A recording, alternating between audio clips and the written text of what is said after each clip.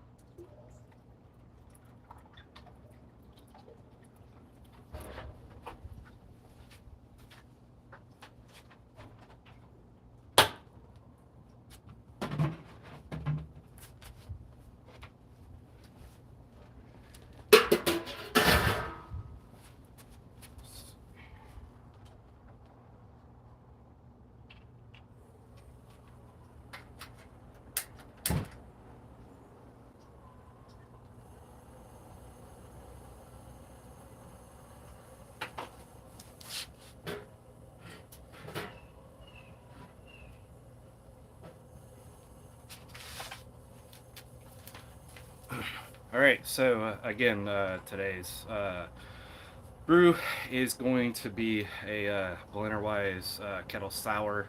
Let's see here. Talked about the malt being 50% of the Tex malt. I think it's called the Lalo Pilsner, and then their Denton wheat, 50% of that as well. Today's um, mash, or strike temperature is going to be 150.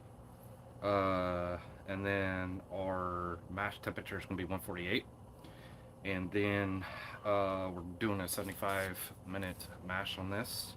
So this should net about just over a 3% beer. Like I think the last couple have come out to be about 3.4% ABV, with a pH of ending pH going to be 3.4 ish there, 3.5. Normally they've been coming in right at 3.4. On the rest of the brews that I've done like this, the kind of outlier is I've I've never really have used this whole combination here together.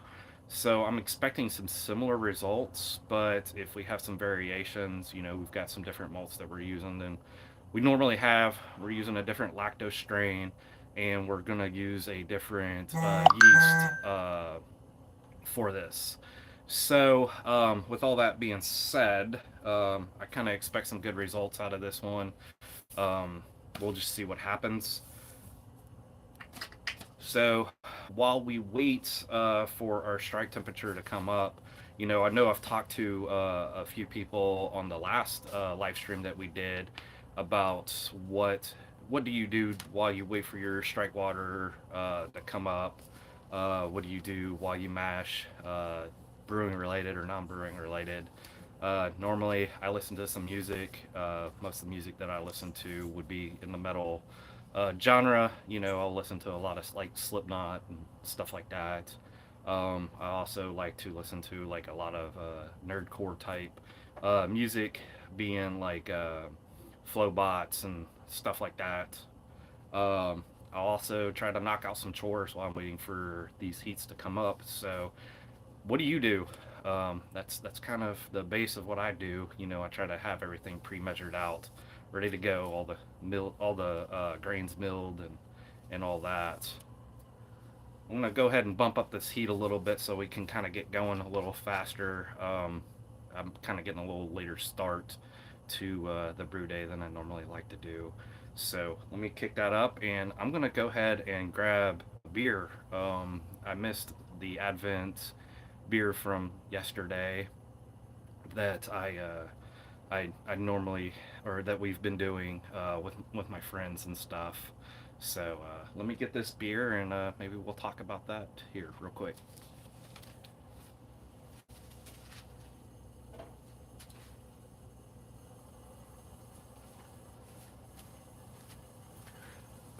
So last year, a bunch of friends and I we got some Advent beer calendars that were pre-made. It, it was pretty cool to drink the same beers and kind of talk about them and stuff. I think that kind of helped me last year start to kind of taste beers differently, appreciate some different styles and stuff. So to yesterday's Advent beer is this Victory Golden Monkey, and it's a Belgian style Tripel, 9.5%. A little heavier than I would have normally drank first thing in the morning, but it's yesterday's Advent beer. I didn't get a chance to drink it. We went to a bunch of holiday parties, family, and then my brew club had a holiday party too, so that was fun. But I didn't get a chance to do the Advent calendar beer yesterday, so I'm gonna drink this, and then probably gonna try to become a little bit more hydrated after that because 9.5%.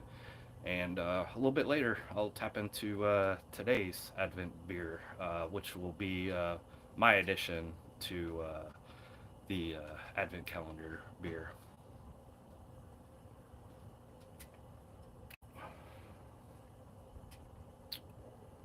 So it says Belgian style triple L with added spice. Um, this is pretty good. Pretty smooth, lightly spiced. I don't think it's over the top or anything. It's really good. Kind of tastes a little bit of that alcohol, um, being at the 9.5% of this one.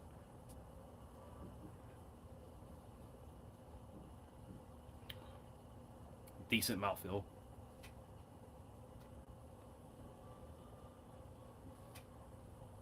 Not bad. Not bad at all.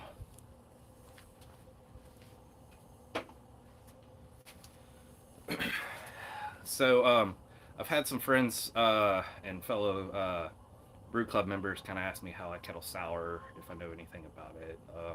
I've done quite a few. Um, some of the first videos of the channel were kettle sours. I wouldn't say that like I'm super proficient at them. I've definitely got my own style for doing them. Um, I know a lot of people will like pre acidify the worts or use like acid malt or whatever to help drop the pH before they pitch lacto and all that. I don't, um, not because of any particular reason other than that I like to have. I try to brew as simply as possible. So what I'll do is once I pull the grains, I'll pitch the lacto. Generally, my pH is already at about 5.2 pH, and then after that, I'll pitch the lacto and I'll let it run down. To me, in my mind, I kind of feel like you're gonna probably achieve a little bit better of the sour taste by doing it that way, kind of like letting the lacto take over and drop the pH down as far as that goes. Again, I don't know what to expect with this strain. I've never used it. Personally, I kind of prefer the Lacto by Omega, their blend, as far as taste goes, but I've had really better results consistently with the White Labs. I think it's 644 or 670 or something like that. I'll uh, I'll comment which one I normally use. It's been a while since I've done a kettle sour. I've also kind of experimented a little bit with getting my own lacto uh, on off of grains and some probiotics and stuff like that. So I'll be playing around with that here pretty soon. Um, I additionally did an experiment where I took some wort that had some lacto in it, and I saved that, and then I pitched that into a the next kettle sour, and that thing took off like a rocket. It went from 5.2 pH to like 3.4 in about 8 hours. So that was pretty cool. Additionally, I had a little bit of that left. I did that SCOBY sour beer, kettle sour, and that thing stalled out. I think right at like 4 pH with my normal methods of just going from 5.2, and that worked out pretty good, minus the stall. So I had to take um, some of that extra lacto that I had saved, and man, it dropped it down from like 4.0 pH down to 3.4 in about 3 hours. So that was some really active lacto. That beer, it ended up coming in pretty decently. It tasted a little bit bland as far as the lacto went, but it definitely brought some like funkiness with the SCOBY uh, from the kombucha. So I was pretty happy with that. I think that there's some room to play around with that a little bit more. Um, I ended up basically getting two scobies off of that beer too after the kettle sour process happened. So that'll be interesting to play around with. I'm gonna get this chair instead of squatting because this is killing my knees right now.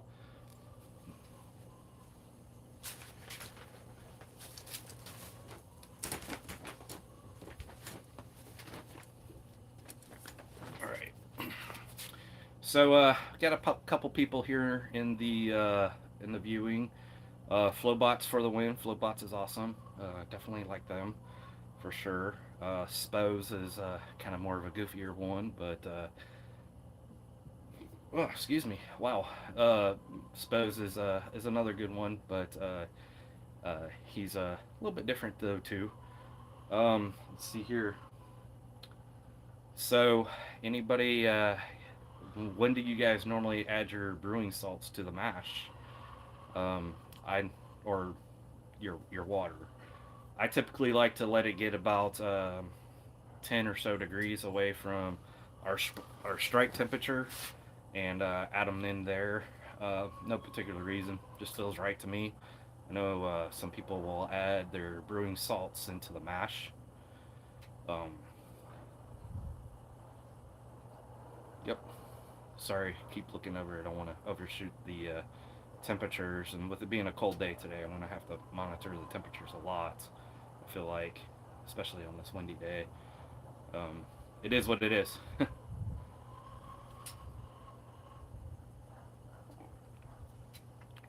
Once we get some more people in here, I brought out some examples of some equipment that I use while I kettle sour my general setup there. How I've had, I guess, decent success with it. I've entered a few into some competitions. I've gotten some decent scores back. No medals yet on anything, much less those. One of them came pretty close. It seemed like from what I hear. So this is kind of like a an attempt for a decent Berliner. So hopefully I can get in there and get some really good scores and maybe achieve a medal. Uh, but again, like I said, I've never brewed this exact recipe as far as the lacto and the yeast that I'm using for it or the grains that I've put in. So, let's see here. Anybody got anything to say? I know there's not very many of us here.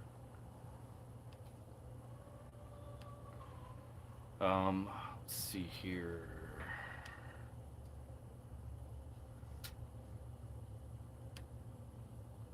Uh oh. I accidentally closed out the deal that I was watching comments on. So that's exciting, huh? Here we go. All right, it's coming back in. So, anybody looking forward to the holidays? Anybody got any brewing related? Um, Anybody got any brewing related stuff coming in for the holidays that they know of or excited to get? What's the wind chill on the mash temperature? I don't know. So looking at the let's see here.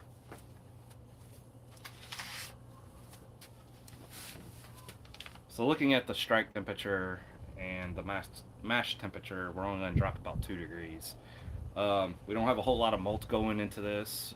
Normally, when you drop in the malt, you'll have a decrease in temperature, anyways. Um, I've had some wild swings on brew days where it's windy and chilly and stuff like that. So we're gonna have to keep a tight eye on this one. I'm gonna try to keep it as close to 148 as possible. I'll probably have to relight the burner a few times just to kind of keep it going through and pumping through there. Um, yep. But I mean, we've only got about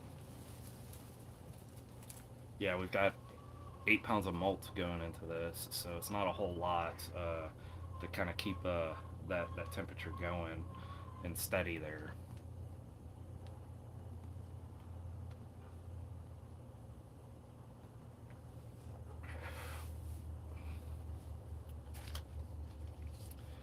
Mr. Hops and Wrenches looking good this morning. Yep, I'm always looking good, sir.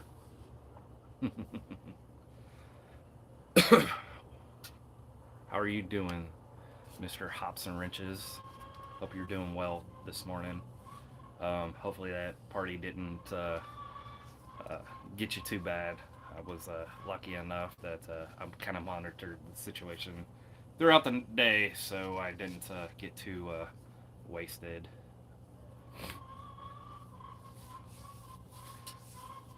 See here, so we're coming right up on 120, and 150 is our strike temp. So I'll be adding the water salts in, getting those dissolving here pretty soon. Um, who here's kettle soured? Anybody other than me? Anybody done any other wild souring, mixed fermentation souring, played around with anything like that? Nope. I take it that's probably why you're here. Maybe pick up some hints there. Hops and wrenches. Sorry, my phone is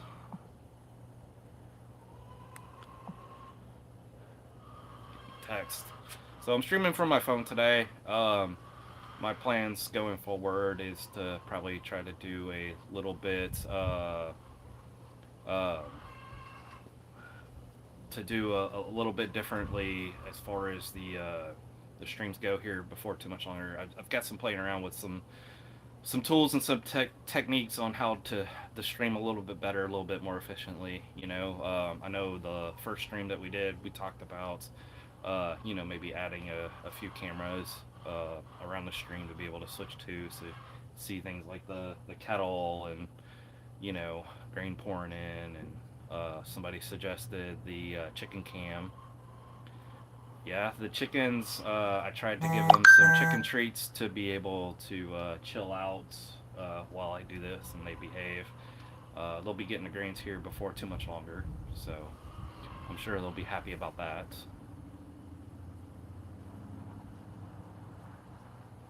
Coming up on 1:30. Well, not really. I mean, we're still about 124, 125. Been pretty quiet on my end. That's good, I guess.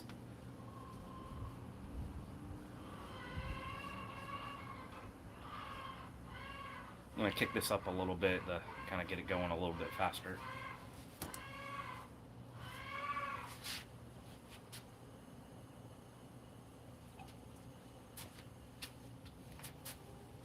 Yep, those chickens are kind of upset at me about their grains, where their grains at. I will sometimes let them run around while I'm brewing. We'll see. We'll see what we'll do here in a little bit with them. I might let them out. Um, so you might end up seeing a chicken run around here. We'll see. In case you missed it, this was a Advent beer from one a calendar that me and some friends put together for this year, and this was yesterday's beer. I never got a chance to get around to it. Um, just kind of had a lot of other parties to go to and stuff, so I'm drinking it this morning.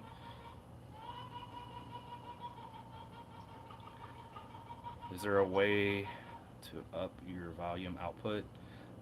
So this is a 10-gallon kettle. So it can hold 10 gallons of water. It's meant for 5-gallon batches. Now, if you're doing like a super light, super low ABV beer, you could probably get about 7.5. Oh, output volume on the video. I don't know. Let me try. Is that any better? Any worse? Maybe I need to get a little closer to it. I'm sorry, I'm still trying to figure all this out. Um, you know, the next stream that we play around with, like I said, I'll probably have a little bit more equipment. I gotta play with it, kind of learn it. So hopefully the next one I'll have like a mic hooked up. I talked to Party Time Brewing, and he suggested some Bluetooth mics. So, um, yeah, I'm sorry. I know there's some ambient noise. I figured I'd try to get a few of these live streams under my belt before like I really dig into a lot of equipment and all that. Try to learn it a little bit better.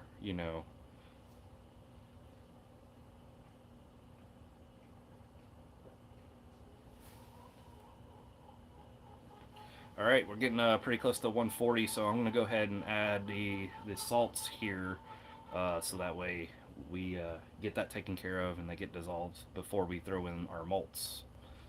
I'll be right back.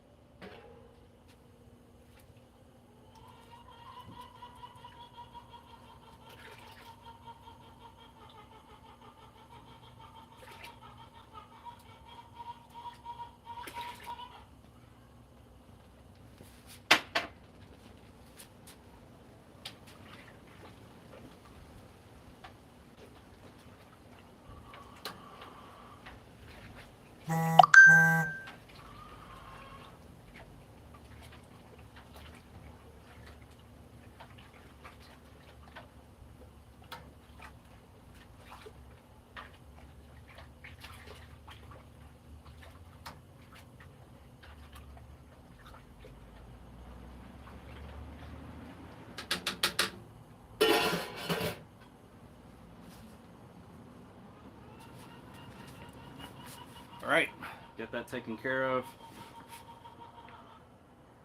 We've hit 140 pretty much exactly on the dot now. So we'll give that a little bit to clear up, clean up. Today's water salts, the water profile we're shooting for is the yellow dry. I use Beersmith and I let it handle all that stuff goes. I'm not super knowledgeable into a lot of the ion counts and stuff like that. As far as the water chemistry goes, I try to just keep it as simple as possible. I found that the yellow dry profile seems to work pretty well with this particular beer. Um, to note, as far as the salts that we're using some calcium chloride, gypsum, Epsom salt, and just some like regular canning salt for that.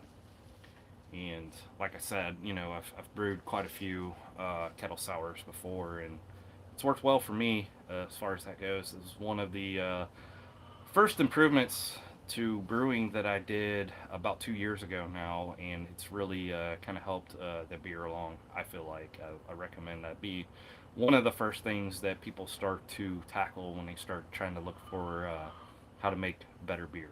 Um, Sorry, I really got to keep an eye on this now. I don't want to overshoot our strike temperature. I know, I said that I'm going to probably battling the heat and the cold and the wind a little bit today, messing with the temperatures and stuff. But I guess I could overshoot it a little bit and wait, 15 minutes or whatever to mash in. But I'd rather not. So,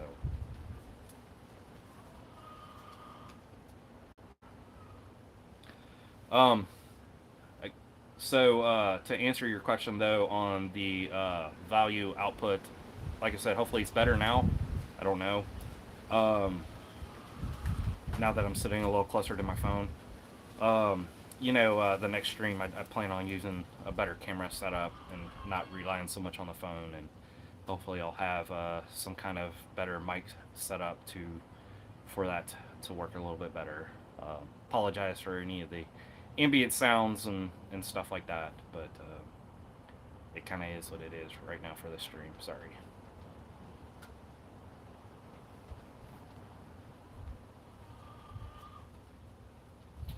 All right, we're about 2 degrees shy of mashing in. In case you missed it, today we're doing the Kettle Sour with Tex malts, the Lalo Pilsner malt, and their Denton wheat, and it's a 50-50 mix. I kind of upped the amount of grains just a little bit than I normally do for this recipe. Those grains have been sitting around for just a little bit, so maybe we'll squeak out like a 3.6, 3.8 or so percent kettle sour out of this one. All right, so we hit our strike temp. I'm gonna kill this. Go ahead, get my mash bag in, and then start getting the grains. I'll be right back. If you guys got any questions, go ahead, put them in the chat, and I will get back to them here in just a moment once we're done with this.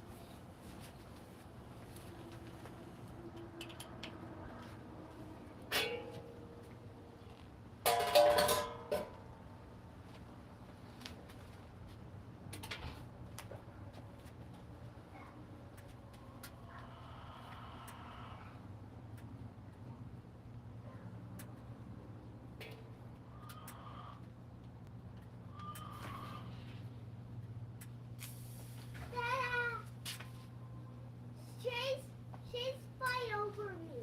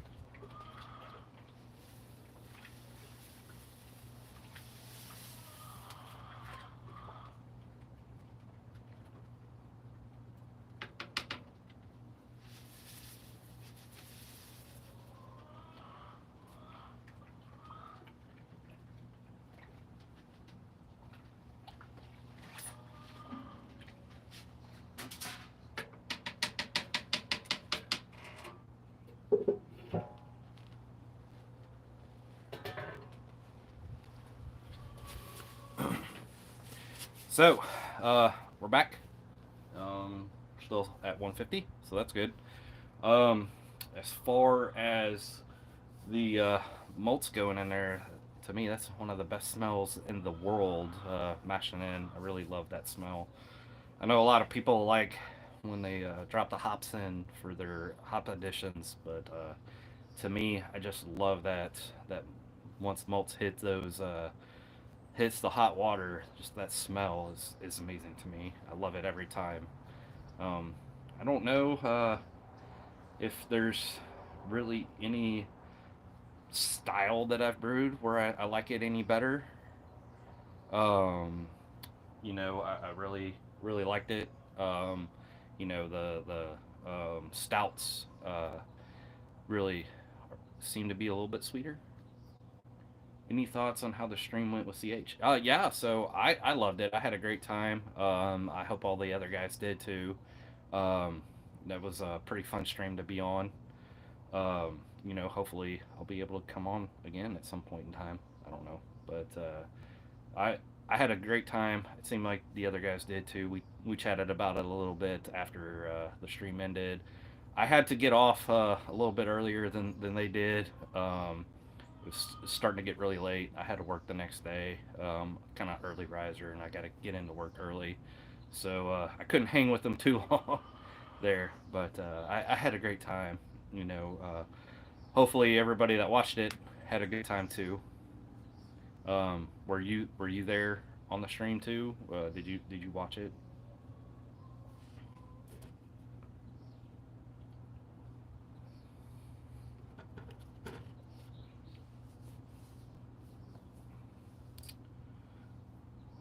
So who all is in here? I see we've got about 5 people or so. Hops and wrenches, you still in here, bud? Dean, how's it going, Dean? Good to see you here. So we're talking about a couple different things. Um, got a lot kind of going on. We just matched in. Just matched in, bud. Yep. So what did you think of the live stream then that I did with CH and the guys? Um, Dean, so just to kind of catch you up, we're doing some leftover text malt that I had. 50% Ditton wheat, 50% of that Lalo Pilsner that they got. Just trying to clear out some of the storage that I've got, use up some stuff there. Uh, we're gonna no chill today too. I want to pitch this lacto right at about 93, 95 degrees. It was obnoxious as usual. Uh, you know, like I said, I told everybody as far as the lacto and the yeast that I'm using, they're both going to be from Escarpment Labs. Um, and then I've never used so I've never used the malt for this recipe.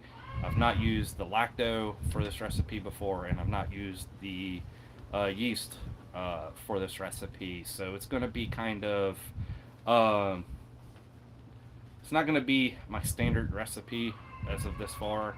I normally use the White Labs lacto, and I normally use the Y yeast German ale strain to ferment out with. So it's going to be kind of interesting to see what happens.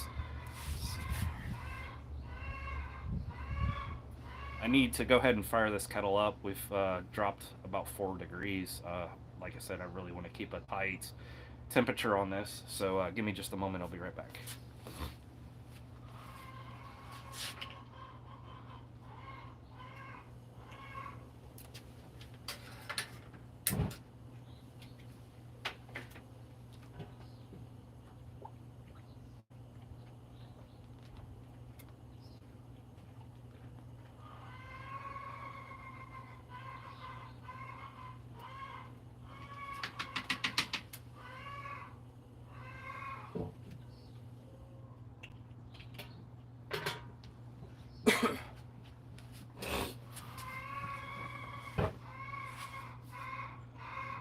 Well, hopefully it wasn't as obnoxious as usual, or overly obnoxious, anyways. Hopefully you had a good time watching it. Small batch.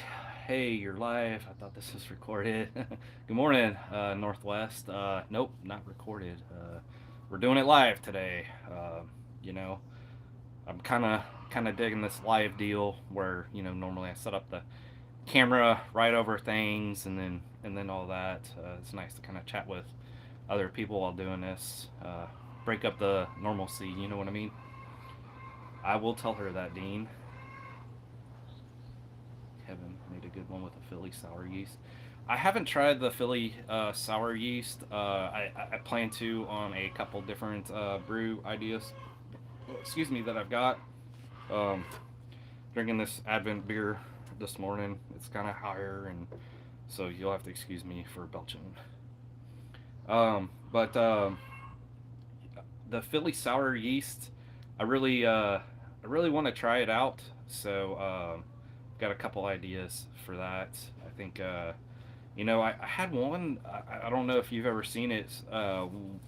Somebody has done a sour stout with the Philly sour yeast, and man, that was really good. I had some of that. It was surprising. I didn't think that it would be good. So maybe I'll try something like that too. Yeah, yeah, a sour stout. Yep, it was surprisingly good. In fact, one of our fellow band members did it. Um, so that, golly, what was his name? It'll come to me. He does the Zach. He does the Not Alone Brewing on Instagram. Uh, it was really good. Maybe, maybe I don't know. I've like I said, I'm kind of starting to think about some of the projects that it would be good on. I had seen where people said that like it's not good to repitch on, but then I've seen a couple people say that like they've been successful in repitching on top of that yeast cake, and been successful in it souring and fermenting out. So I don't know. That'll be interesting. An interesting take to do too, as well.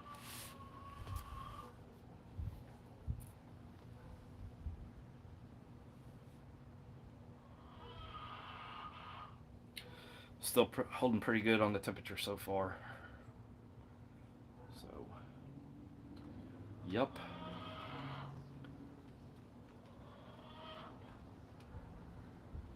So, Northwest, you've have you done any kettle sours? Dean, anybody? Anybody else done any kettle sours? You enjoy kettle sours?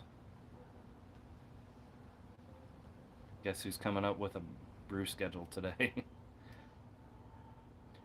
Your brew schedule? Are you you shooting for the whole year's worth of brew schedule, or just a couple weeks out, a month, or how do you plan your brews?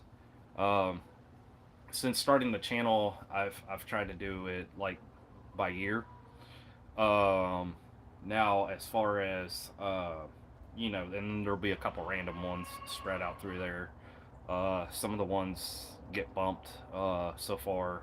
Not very many, but some of them have. Definitely throw in a carousel right there. Yeah, you should.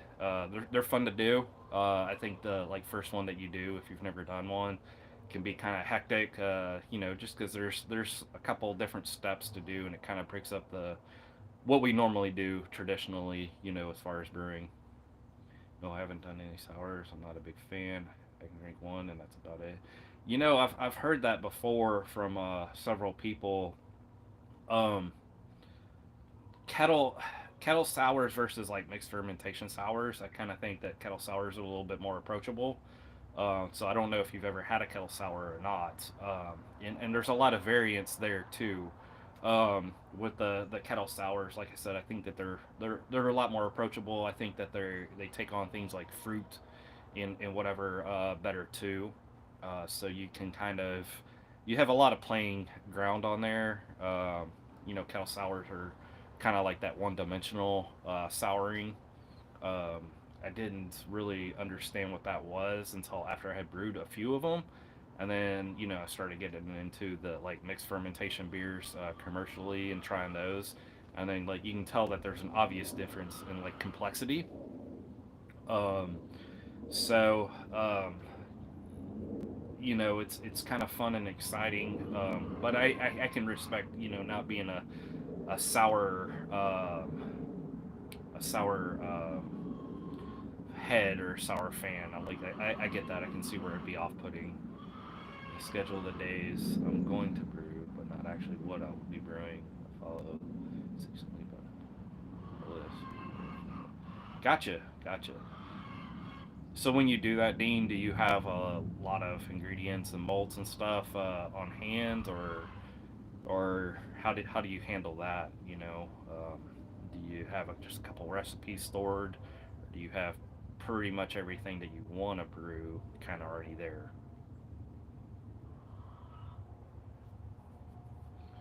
Northwest, how do you handle your brews?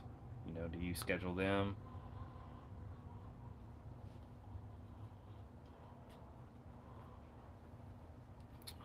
I gotta fire up this kettle again.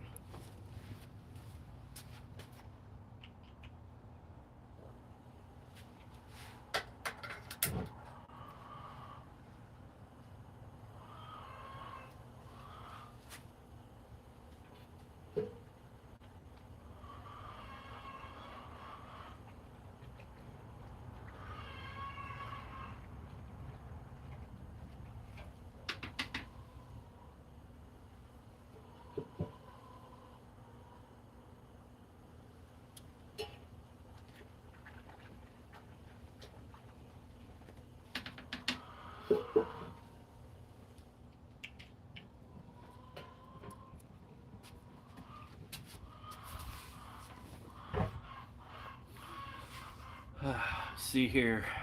That's why I'm glad I have the key to the brew store. Run in whenever I need something. Yeah, yeah.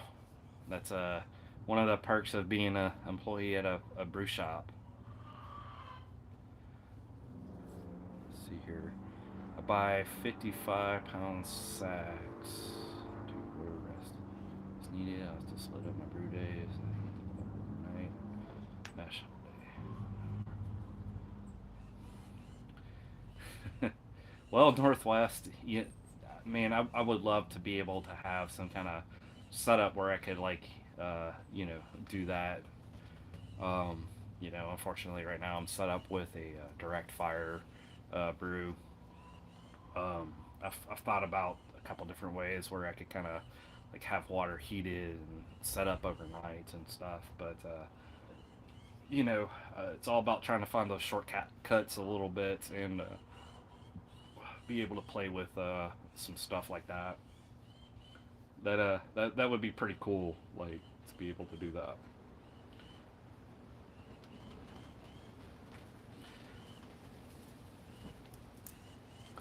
So I'm looking to try to upgrade my brewing setup.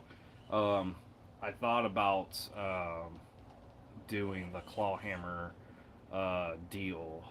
My only hesitation right now at this point would be I don't have a good spot to brew inside at.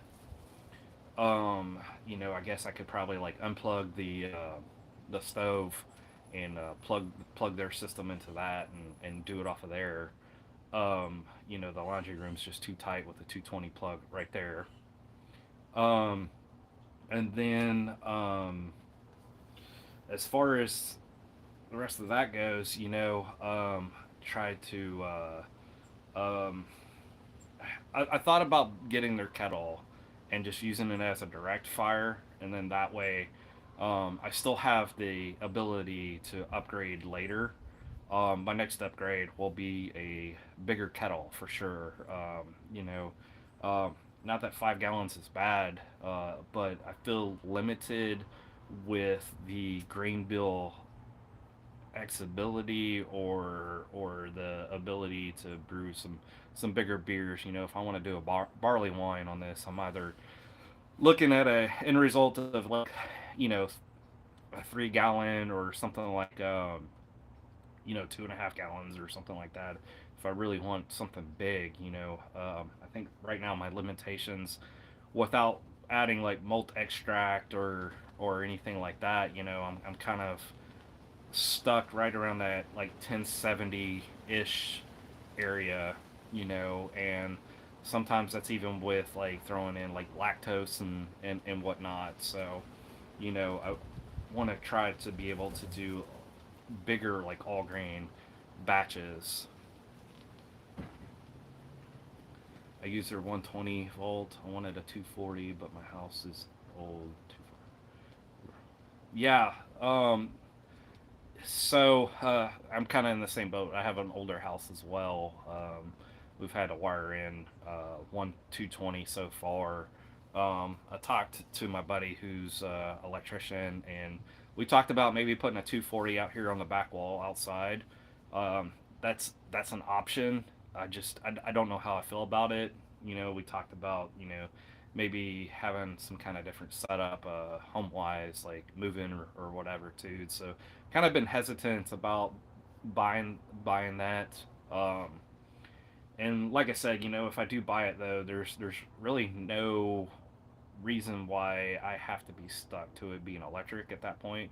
I can do something like I can do still use it as a direct fire, I believe, without an issue. So I think that'll be maybe the way that I go next.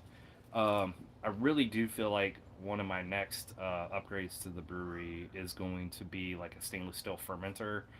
I'm kind of looking at the spike system for that. The system that I'm looking at there, kind of like looking at it and saying, okay, well, it's kind of going to be more of a buy once, cry once kind of mentality with it. I want to be able to be able to pressure ferment and temperature control and stuff. I have a Firmzilla all rounder that I've been using for my cool fermentation stuff. Situations like this, like my kettle sour and stuff like that, um, I'll kettle sour in it with an insulated bag and stuff on heat. And then if I need heated fermentation, then I use that same bag, like when I'm handling Clike and whatnot. So um, I like my Firmzilla all rounder too. It kind of seems to be like a little more cumbersome, if that makes any sense to you for that, especially when I set up it for like cool fermentation with that cooler and the pump and the hoses and stuff. It just takes up a lot of room. Um, I could probably build some kind of cabinet or something to take up less space, but I mean, you know how it is. It is what it is, and just as long as you're making good beer, like you can kind of justify losing a little bit of space for a little bit for like lagering and whatnot. Um, Looks like we dropped back down in temperature. I'm gonna fire this back up. So far, I think we're coming right into about 30 minutes into the mash of the 75-minute mash. So let's try to keep this temperature a little bit more steady for a little bit longer.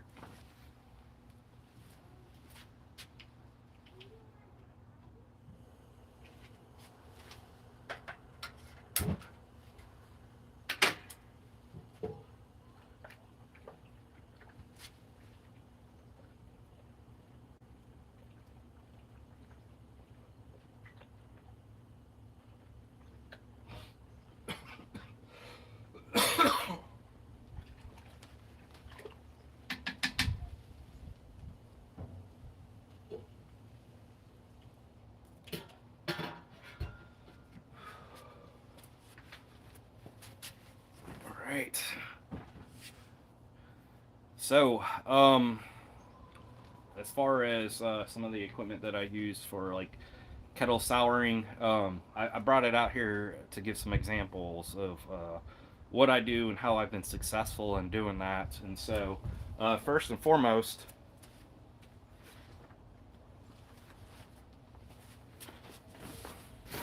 got this insulated bag here. It's big enough to put like a commercial keg in and be able to serve out of it. You can fill it up with ice and all that. Uh, these 5 gallon, like plastic jugs or like this 10 gallon kettle fit in here pretty easily, and it's become pretty useful. I bought these bags originally when I was doing a couple blonde ales to be able to keep the fermentation temperature down. Then it occurred to me when I started brewing with Clyke that it should be able to hold heat too. And man, this thing has worked phenomenal for doing like the kettle sours and brewing with Clyke at like 93, 95 degrees. I'm sure there's other bags out there like this. Um, this is just one that I've seen uh, a couple other brewers start to use after I started talking about it. The only pain in the butt about it is though like when you're kettle souring, you get a little bit of these like kind of like black marks in here. So another part of the setup that I use is I use a anvil temp controller for it. Uh, Now with my heated fermentation setup, I keep two of these around. I keep one set to cool and one to heat. This one's normally set right at 95 degrees. Super easy. I just like having both of them because I've had the occasion where like I'm trying to ferment something cool, like in the 60s or something like that, and then I'm doing a quiet brew or a kettle sour, and so I need some heat. And if you've only got one temp controller, then you're kind of stuck. Um, so that hooks into like a um, extension cord.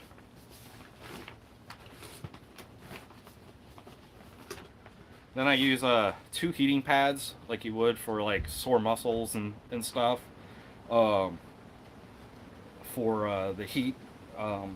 The only drawback to this is like so about an hour or so before you want to put your kettle in there, your fermenter in this kind of setup. You kind of got to get it all hooked up, get it heating up the bag a little bit. It's not that big of a deal. It's just you got to remember that you want to, do it a little bit. Get this bag heated up a little bit before you go and do something like that.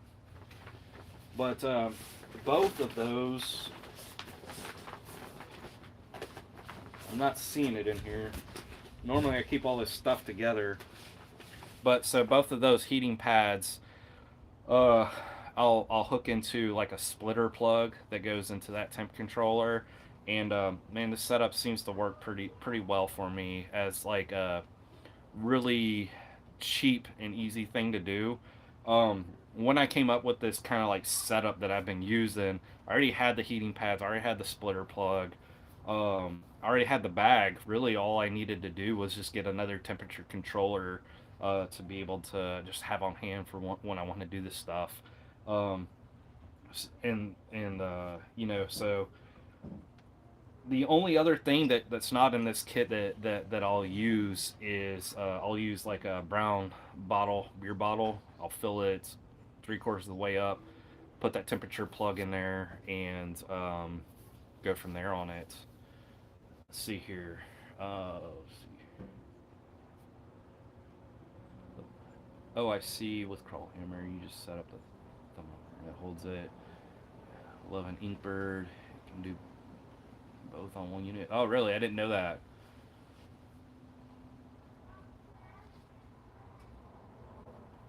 Heating pad. So I've seen people use the reptile heaters and the more like purpose built heating deals for fermenters. Just like I said, I had all this on hand. I wasn't trying to like break the bank or anything to get a good setup going. It seems to work well for me. There is a little bit of a temperature lag when you first start getting going in it, and that's why I say just kind of like get it going a little bit before you want it to be heated. Because we're not chilling today, I'll have plenty of time to get the system hooked up, get it going. One of the drawbacks to the bag is sometimes it takes two people, especially when kettle souring, because like the kettle's a little bit heavier. It's a little bit more awkward to kind of get in there with that spigot and stuff like that. So it might take somebody with an extra hand or two to help you kind of work that bag up without knocking over the kettle or whatever. But so far, this seems to be a pretty easy and cheap setup, kind of alternative. Some people might have some of this stuff laying around and not realize what they have or whatever. But I'm really happy with it. And like I said, I also use it for my clay fermentations, and that's really easier with like the 5 gallon buckets with the handle just to drop in there. Only other thing I'll do is though I'll put a towel on the bottom, and I'll have a heating pad on the bottom, and then I take the second heating pad and put it on the side of the kettle or the fermenter, and then I put my temperature probe like 180 away from the heating pad on the side. I'm sure you could probably like take your temperature probe to the other side of the kettle or something like that. I I don't know. I've just been doing this since day one with this setup. It seems to work, and I kind of don't see a reason to change it right now. But if somebody's got a better idea or setup, let me know. Like, not opposed to changing it up. I just you know kind of go with what you know. If you're having good results, try not to change it up too much. You know what I mean? So let me get this out of my way before I have to get back up and end up tripping over it.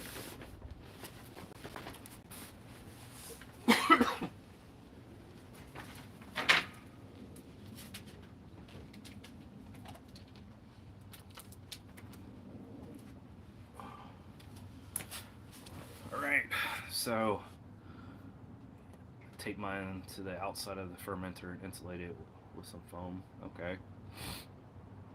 I thought about um, I thought about making like a fermentation temperature or a fermentation like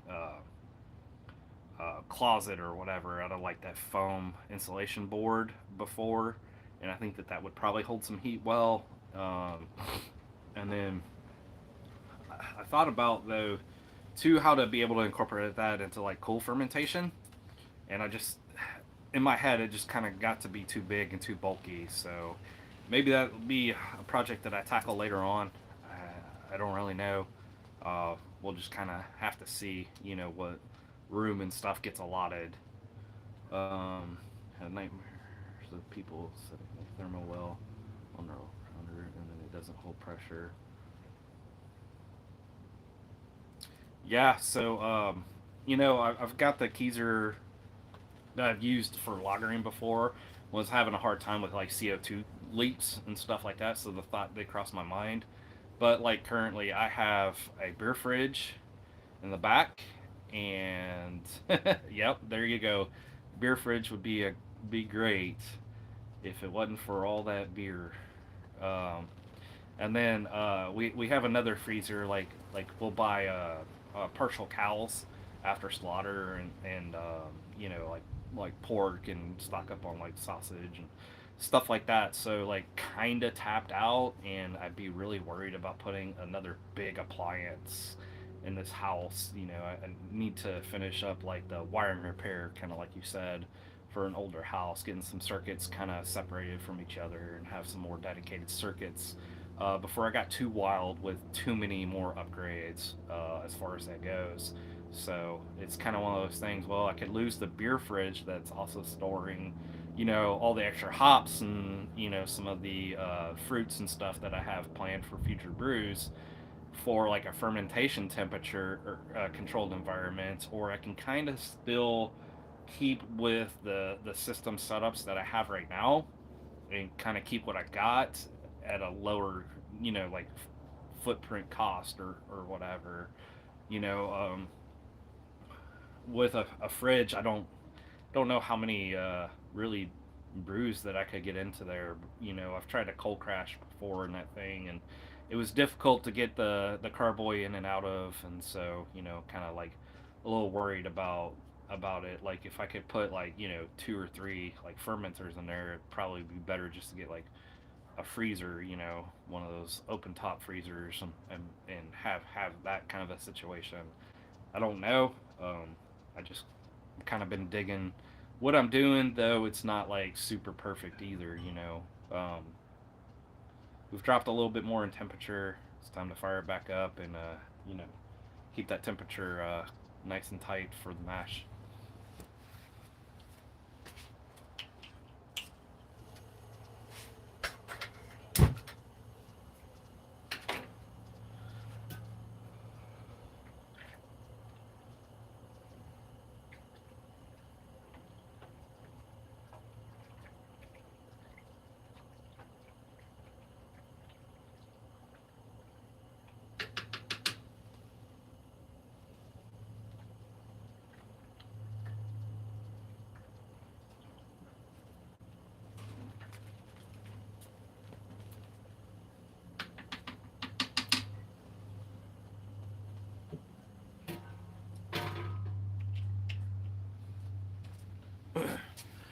Alrighty, so we're moving along pretty well as far as the mash goes.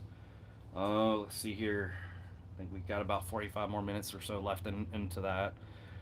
This will be a pretty quick boil today, so I'm only going to boil it for about 15 minutes. Let it come down to temperature, and then we're going to pitch that lacto on it once it hits about 95. I need to go look at the temperature range for the lacto on the package. Generally I pitch it about 90, 95 with the White Labs and the Omega before. The escarpment, I looked at it a while ago when I got it, and I hadn't looked at it since. So I might need to let it come down a little bit more, or I might be okay with pitching it at 95. Not really sure, but I'll look into that off camera once we get finished up here, and I'll probably post about it on the Instagram page or something like that. I don't know. So what else is going on out there, guys? Who all still in here? Who's brewing today? Anybody got anything going on? A little bit later, once I get this wrapped up, I'm going to be bottling some of the beers for the Cascade collaboration that we're doing. I've got I'm the one that I'm doing. I'm missing the Texans game. No, I'm not. Not a really big football fan. Don't really care for it, So I wouldn't say that I'm missing it. Um, so we're gonna be bottling the Cascade Homebrewer collaboration uh, video beers here. My entries into that. One of the brews we did with Kike, and then the other one we did. I reused some rustic yeast on that. I had brewed with that before; it kind of let me down. So I'm gonna split batch that though because like it wasn't very expressive for the yeast in my opinion. And maybe I had done something wrong, so I built up a pretty decent starter to get this going. And what I'm going to end up doing though is part of the batch is going to get bottled, and then the other part of the batch is going to go into a secondary fermenter. And I'm going to char up some like oak wood on it, and I'm going to add that for a secondary addition. Let it age on oak for about probably about 2 weeks or so, and bottle it, and then see if that adds any kind of complexity to the beer. I think that is a kind of a pretty interesting experiment to me. I reached out to Gnome. He seems to be pretty knowledgeable when it comes to like farmhouses and saisons. I asked him if he'd done anything like that, and he said no, not really, but it sounded interesting. He said he kind of maybe done some barrel stuff and things like that, and he put some recommendations with like some French saison yeast and whatever. But I told him what I was going to do, and he said it sounded interesting. So I kind of concurred with that. So that's the what I'm going to roll with on that. I think I think it'll turn out okay. Anyways, it'll be drinkable. All my experiences with throwing, like charred wood and stuff and beers have been mostly positive. I did like a Kentucky Common one time that I took about a gallon or so and put some wood in there. And I really couldn't taste it. I don't think it added really anything to it. Uh, the other ones that I've done, I did like a stout where I had some wood chips soaked in rum, and when I shared that beer, it was like you either liked it or you didn't. And I really loved it. I thought it tasted excellent. Some of my friends said that it kind of had like that kind of like coffee syrup taste to it. I didn't really pick up on that, but I have had some commercial examples where uh, it was very like kind of syrupy, and kind of weird. Um, and then I've done. Let's see here, we did the eggnog stout. Thomas and I did, and I think that turned out pretty dang good.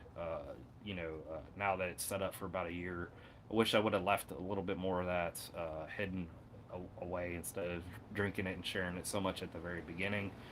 That turned into a really nice, complicated beer that had some really good like bourbon notes. So that was fun. So this is going to be like another iteration of that. Not this beer today, but the one Cascade brew that we did. So uh, that'll be fun to see what it adds. Hopefully, it adds some kind of complexity to it.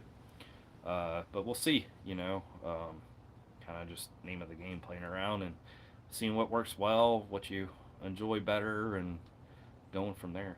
Lessons learned and all that.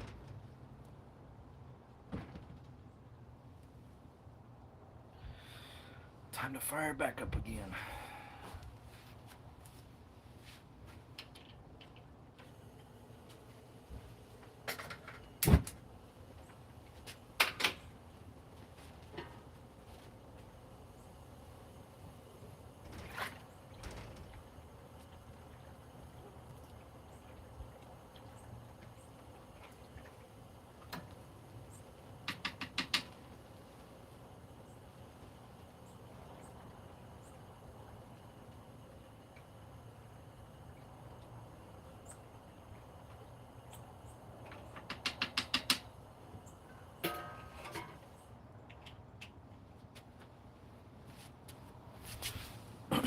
right, so that's done. Um, let's see here. Anybody got any big brews coming up here? Oops, passed out like an old man. 15 minutes. I'll be back. Coffee. I've already had a couple cups of coffee myself. So what's everybody brewing next? This is the last one here today for the year. You know, I've just kind of got too much going on towards the end of the year. My next big brew, I'm looking at doing my annual rye Irish stout for New Year's Day. So that's gonna be pretty fun. I'm gonna change it up again a little bit this year. I kind of like locked in that recipe with last year's edition. That was really good. I'm gonna do some kind of fun additions to this one, um, and coffee is gonna be one of those things that I throw at it. So that's gonna be fun. Um, see here, Northwest. I'm starting to get to that age too. Man, aren't we all? Let's see here. Speaking of coffee, Imperial Oatmeal Stout with chocolate and coffee. Dean, how you planning on using introducing the chocolate and the coffee into that? That's interesting. Cold brew coffee stouts in my future. I have a wee heavy next and then a doppel. Good luck, buddy. I'm gonna do the Austin blend from HEB. Okay. Cold brew is the way to go. So you're adding the cold brew into for your coffee edition, Dean. I'm gonna take it that Northwest is that's what he's gonna do.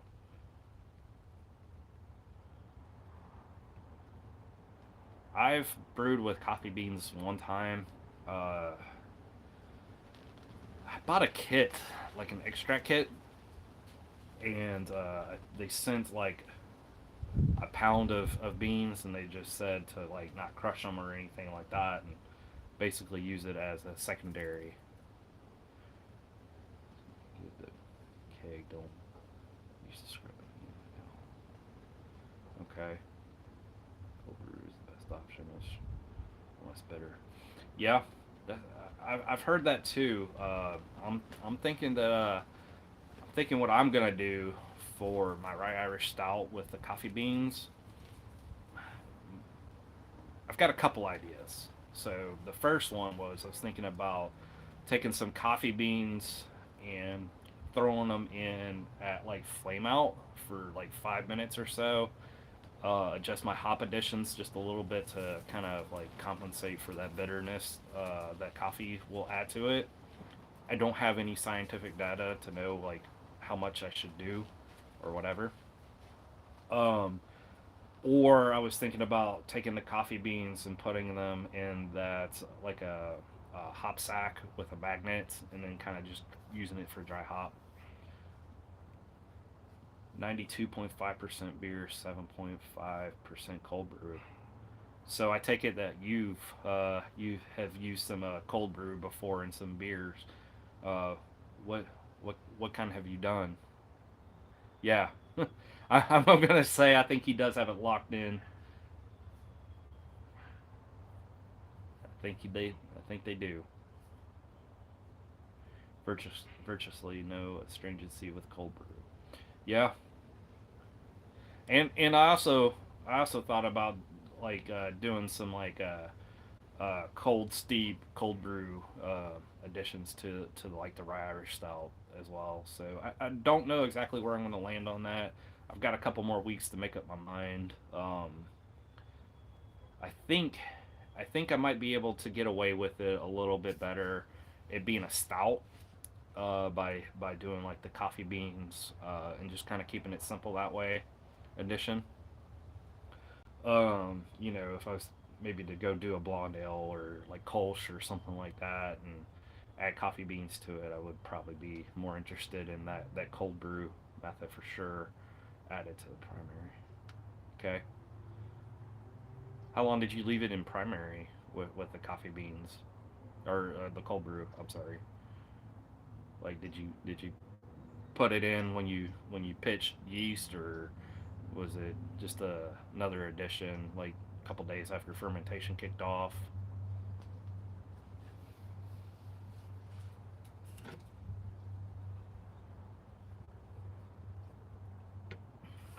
Okay, that makes sense. Unless you kind of tamper with things in the middle of fermentation, probably the better. Probably won't want to add it in like a high krausen, I guess. You might be able to get away with. I don't really have too much experience with coffee. I've done like cacao nibs and vanilla beans and that kind of stuff for secondary. Yeah, kicking a bit. I thought too strong. That was another option that I thought about doing was to put some coffee beans in the keg when I go keg it.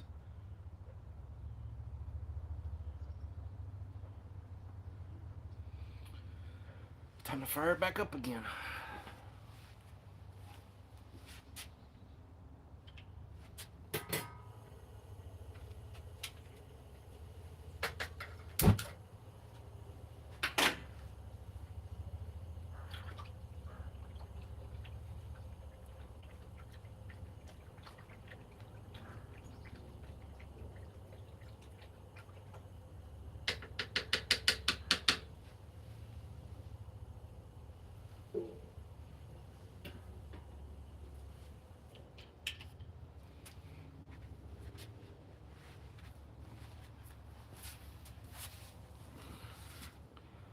Let's see here.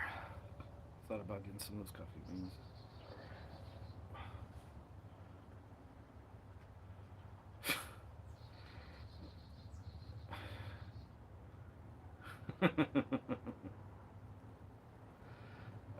I'll let you salt after them there, Dean. You can have all of them. I want none of them. Right.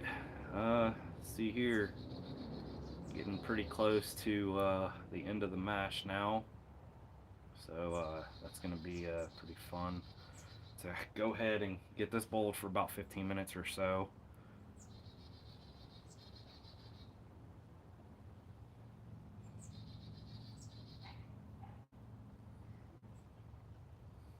We heavy.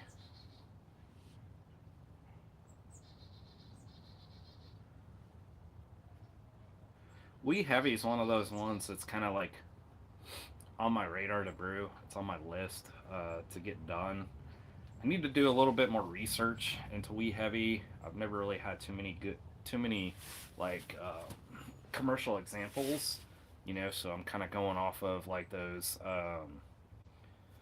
like the BJCP notes. I haven't really done any kind of recipe uh, development or anything on that.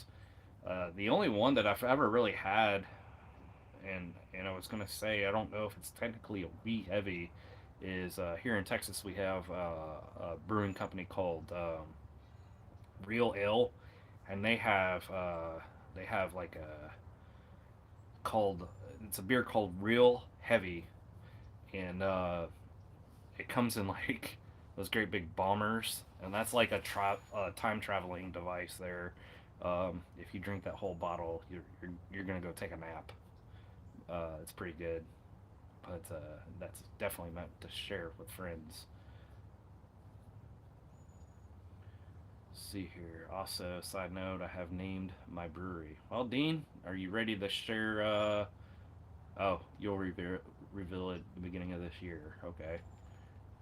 Northwest. We Heavy will be done early January.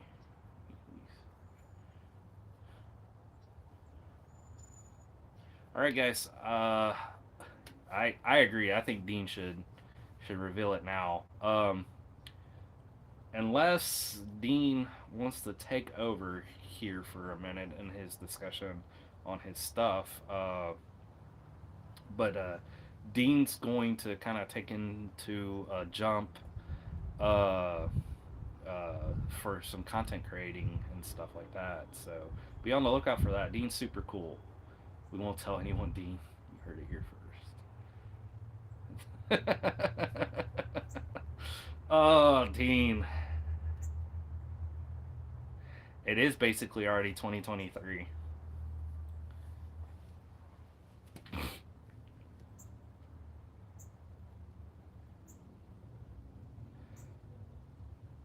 Dean, if everybody tells you that you wore a beautiful Christmas sweater last night, will you reveal the name of it?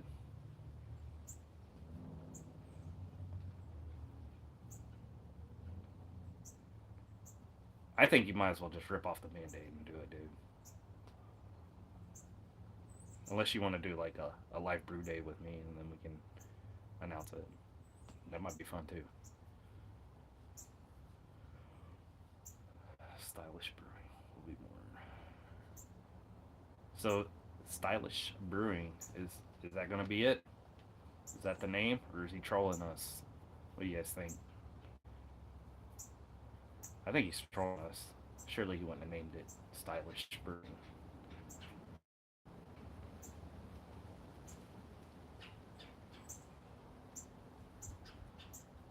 That's the name. Okay. I thought you were gonna pull my leg there. You mess around with me a lot, dude.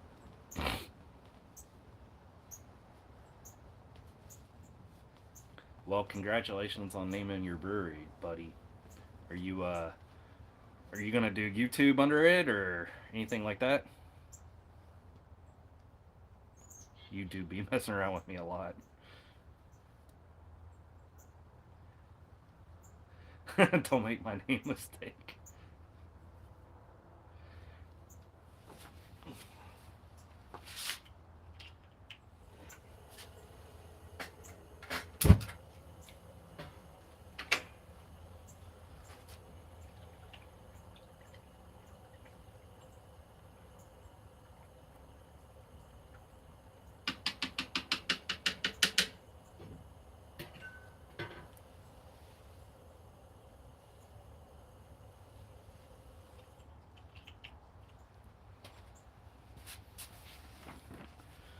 See here. Yeah, we're gonna start that up probably this weekend. Won't have any content for a bit, but stay tuned.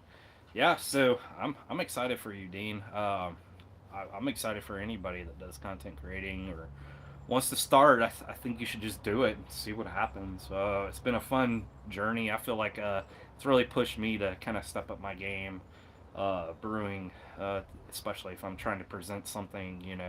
Make sure that I've got some research behind me. That I've at least attempted to do something, or if I'm approaching it from like a well, let's learn what happens kind of thing.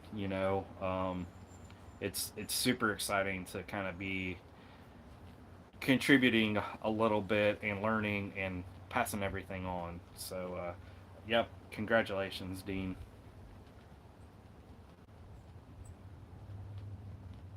I will do it. Text me kind of some dates. I'm gonna tell you I'm not gonna be available for that first weekend or whatever of the new year. I really gotta get that one brew done so that way I can make sure that it's ready for St. Pat's Day. I want some extra buffer time to be able to do a few of the things that I'm gonna do as far as that goes. But after that, I should be freed up. I've got some collaboration stuff coming up here pretty soon with the Cascade deal. So I need to get that stuff off to him so that way we have time to record and edit and all that. We're gonna do some kind of um, like Zoom type call or something and exchange tasting notes and stuff. We haven't exactly worked out all the details on that, so um, there is that. Um, I'm gonna go use the restroom real quick, but before I do, I want to take the opportunity and say, does anybody here compete with their homebrew? And if they do, are you a member of the Master Homebrewing Program? Because if not, you should be. If you would like to know more, I'll be right back and we can talk about that in just a second.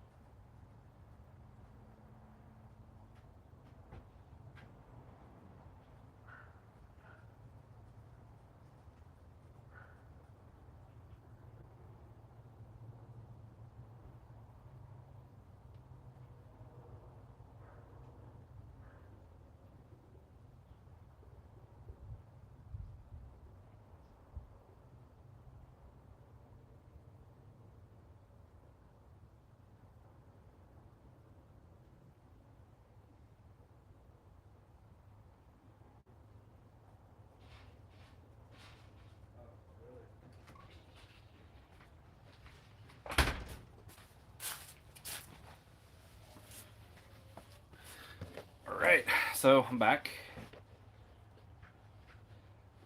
Find your love here. Um, I'm good. Thanks. Next year,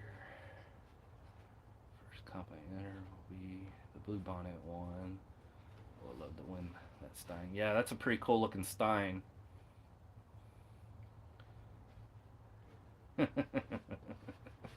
Yep. that's uh that's pretty weird. That's weird. Yep. Don't really know if I can kick that person out. I don't know how.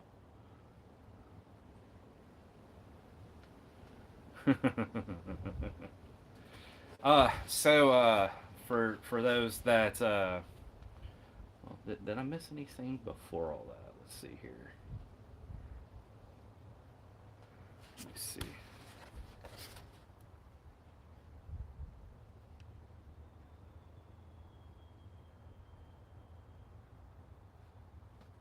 Okay, so doesn't look like I missed much.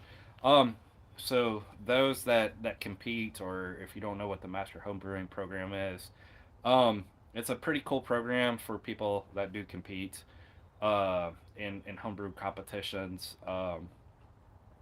So what we like to do is be a source of recognition for like outstanding homebrewing accomplishments, and it's kind of like a record taking data source deal.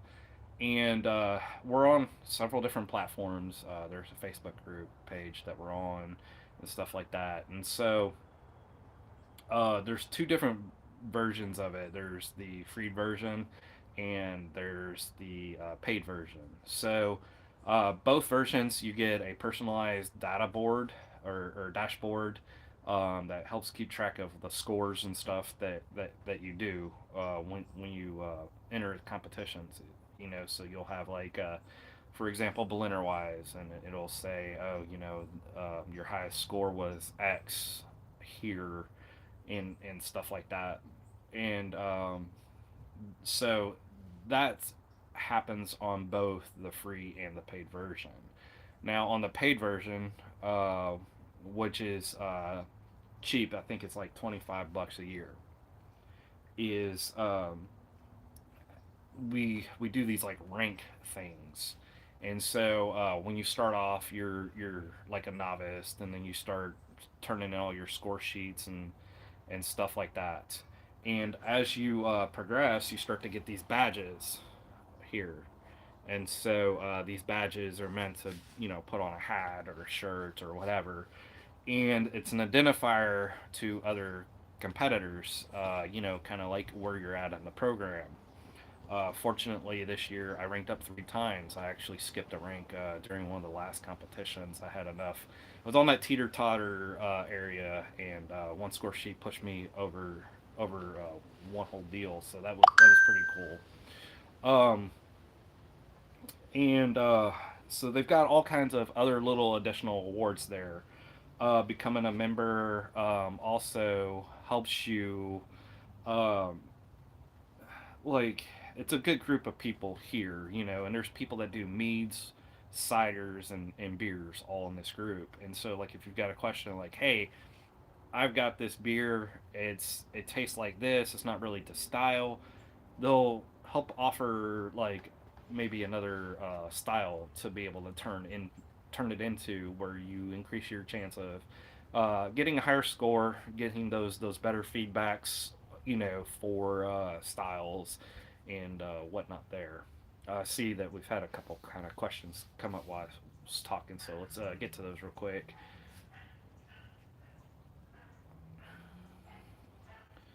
Let's see. How do you send in your beer? So, as far as like beer competitions and stuff go, what I personally do is my homebrew club. Uh, we're aware of these competitions that are coming up. If it's a local like state competition, we normally have a few people entering those, and so we'll try to consolidate all those beers that are going in. Excuse me, and send them all off as one, as a group. Maybe dividing up the shipping cost or whatever. If it's a super local one and we have a representative for the club going to that competition for like bottle sort day or whatever to help that other homebrew club sort beers. That representative will take our beers for that competition. We normally work that out with 1 or 2 people, so we try to kind of help encourage people to turn in that way as well. Additionally, you'll find on these competitions, especially if it's something that's local to you, you might have a local drop point, be it a homebrew store or something like that, that is willing to take your entries and do it that way. Now there are some ways to ship your beer to these competitions. USPS is not one of them. It's not legal to ship your beer that way. You're looking at like FedEx or UPS that way. Let's see here. I'm trying to figure that out too, Northwest. Dean, you're a local homebrew club member with us. Mostly the Masternauts. We try to look out for each other here and figure it out that way. Hopefully, SETA will be a drop off point for several brews. Competitions coming up. I think generally speaking, there again, like a representative of either our club will come collect those normally from like a homebrew store and take them for us, or that competition will send a delegate from say the other side of town or a few towns away and come and start picking up at like homebrew stores and other drop off points. Let's see here. You don't. You turn in score sheets for that competition. Yeah. So for the Master Homebrew program, what you're going to do is you're turning in the score sheets for those beers.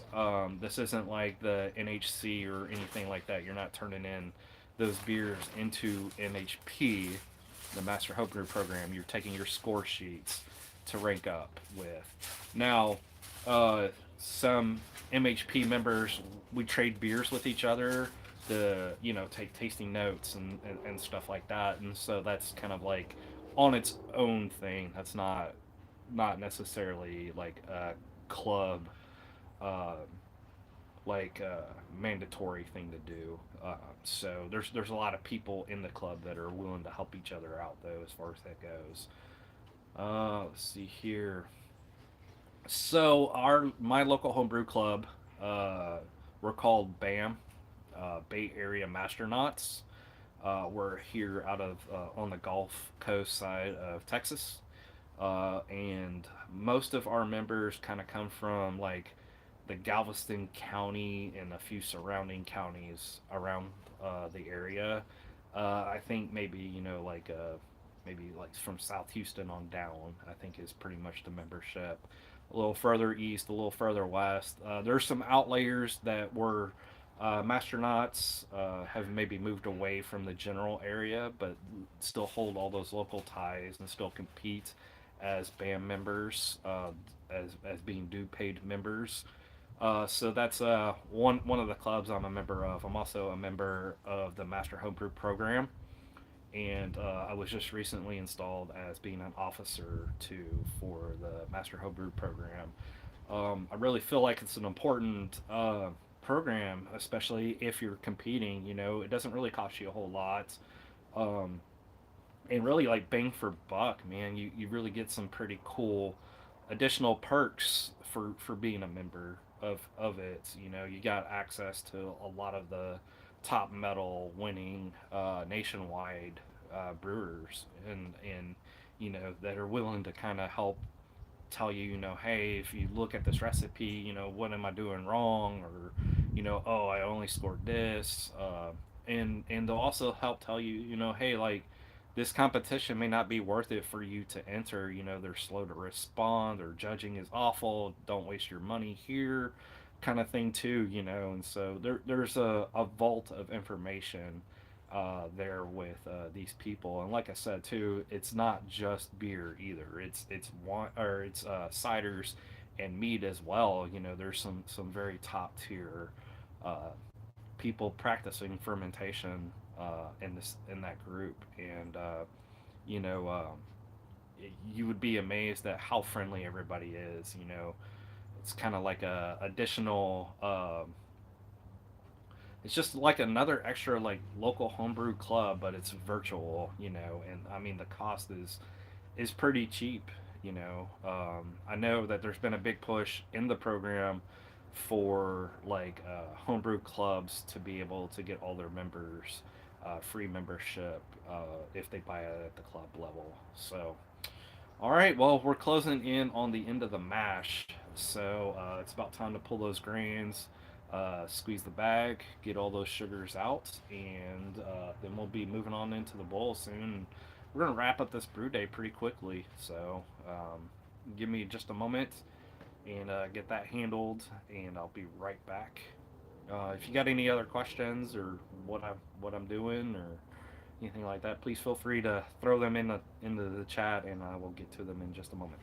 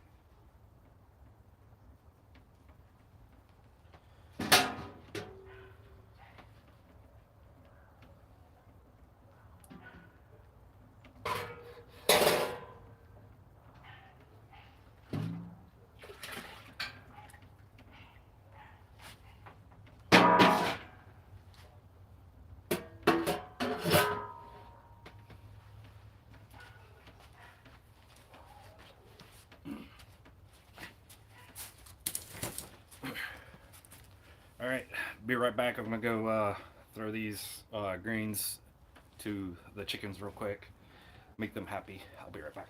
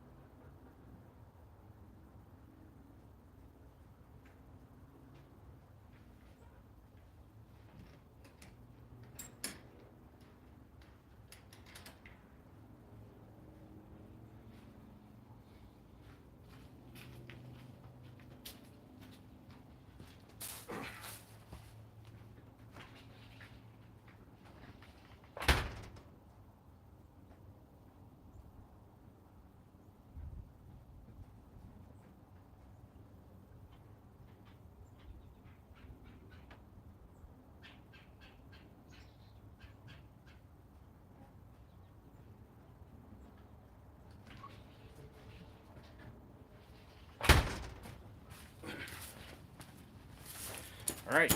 So, fixing to move into that 15-minute boil. Here we go.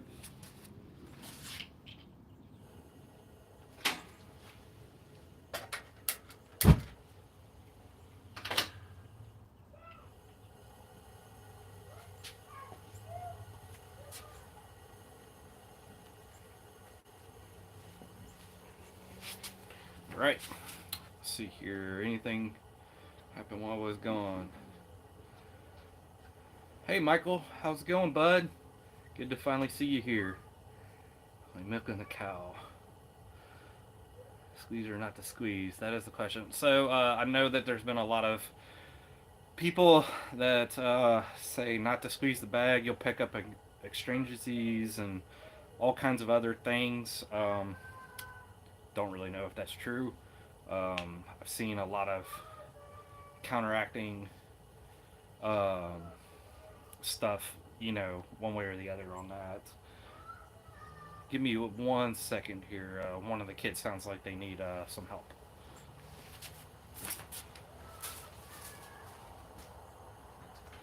Hey, bud.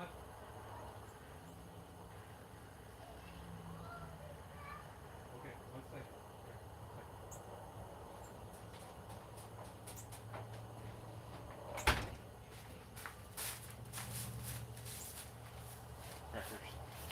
I can hear him on here, but I can't hear him. Okay. Sorry about that. As far as like squeezing the bag and stuff, I feel like I worked pretty hard to get all those sugars, and I might as well extract as many as possible. I'll get a little extra, wort that way too. So, but it's finally good to see you here. So you squeeze it, so squeeze that bag. Yep, exactly. That's the way I look at it too, Dean. You know, I don't see a reason not to. Like I said though, some people say one way or the other. I don't really know. I just been doing it. I don't think that it's really affected it.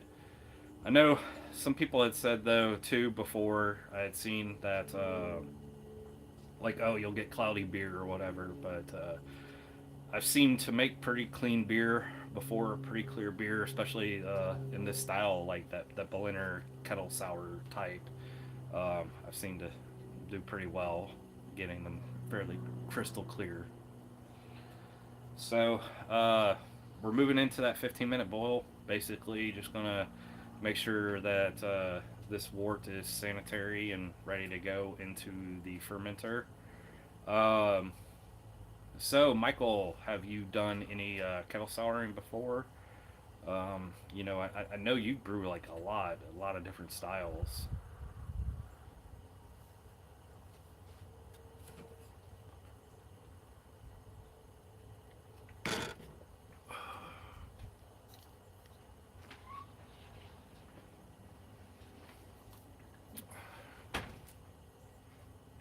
We're slowly but surely climbing up. I'm gonna kick it up just a couple notches here to get this going a little faster.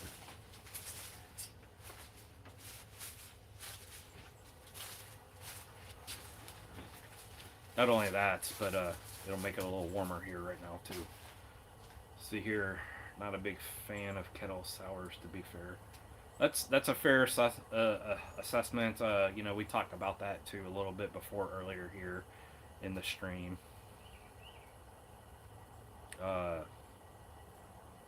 I said, kettle sours can be kind of one dimensional. I think they're a lot more approachable as far as sours go, though, instead of like that mixed firm where you get a lot of funk and stuff like that. There's a guy who did an accidental experiment. Let's see, negative impact. Don't put it in the bag. Yeah, that's pretty much what I've seen as well too, Dean. Like that there's I've seen a couple people make some experiments with it, and they said that there was really no astringencies or reasons to not do it anyways. I think we're learning more and more often that like the old way or old style of when home brewing really started becoming popular and whatnot, like all those like tried and true ways of the early 90s, late 80s and stuff like that, mid 90s, those aren't always necessary. There's people that are boiling shorter, boiling longer, just doing different techniques, and everybody's still making good beer.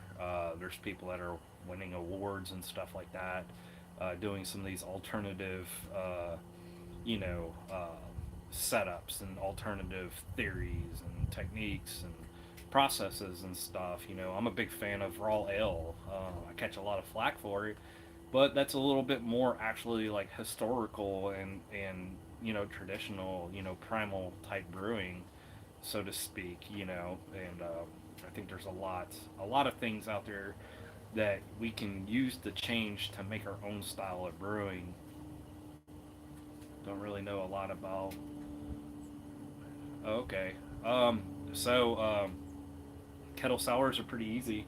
You're just taking your worts. Uh, you're gonna take your bacteria, your lactobacillus, and you're gonna throw it into a kettle like this, stainless steel preferably, so that way once you go back and boil again, it becomes inactive. At that point, you're going to kill off all the bacteria, and then from that point, you transfer into your fermenter. That lacto will be dead at that point, and your wort will be ready to ferment.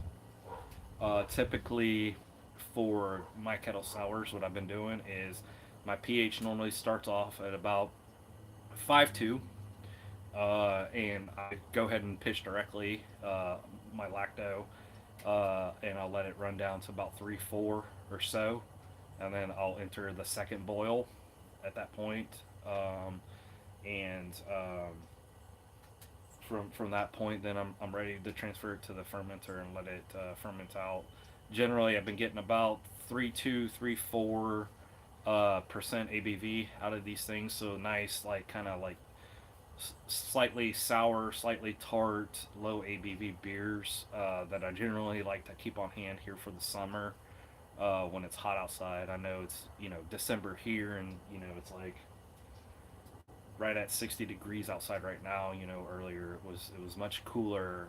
The wind had been blowing and stuff like that, so we're entering like our winter time. But I wanted to go ahead and get some here on hand, and I'm kind of using today as an experiment. I'm using different malts. I'm using a different lactose strain and using a different yeast on this beer. The previous iterations, I kind of like locked down my recipe to particular malts and lactose strain and yeast strain. So I felt pretty good about that recipe, but I found myself with some stuff that was just kind of given to me, and I've accumulated, and I had enough to be able to do this style. So I wanted to go ahead and just do it, get it out of the way, and have some some like Berliner wise here on hand. Let's see here, people not boiling at all like to.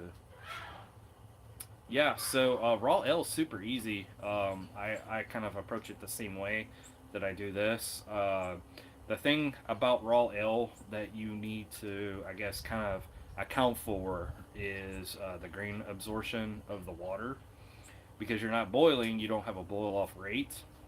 Uh, at that point, though, once you pull your grains or you move your worts or whatever, however you're doing it's super easy to do it in a brew in a bag system. So I pull my grains up, and then I run it up to a pasteurization temperature. Pasteurization temperature is something though that you should probably figure out yourself, what you feel comfortable with. I like to do it. I like to do it at about 165, I think it is, for about 15 minutes. Oh, excuse me. That's higher than we normally do milk around here.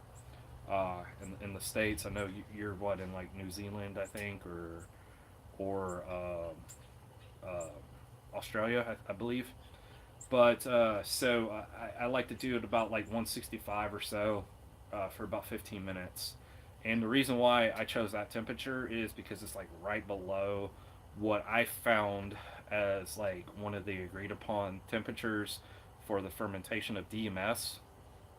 And then from that point, after it's hit fermentation temperature, I no chill that as well.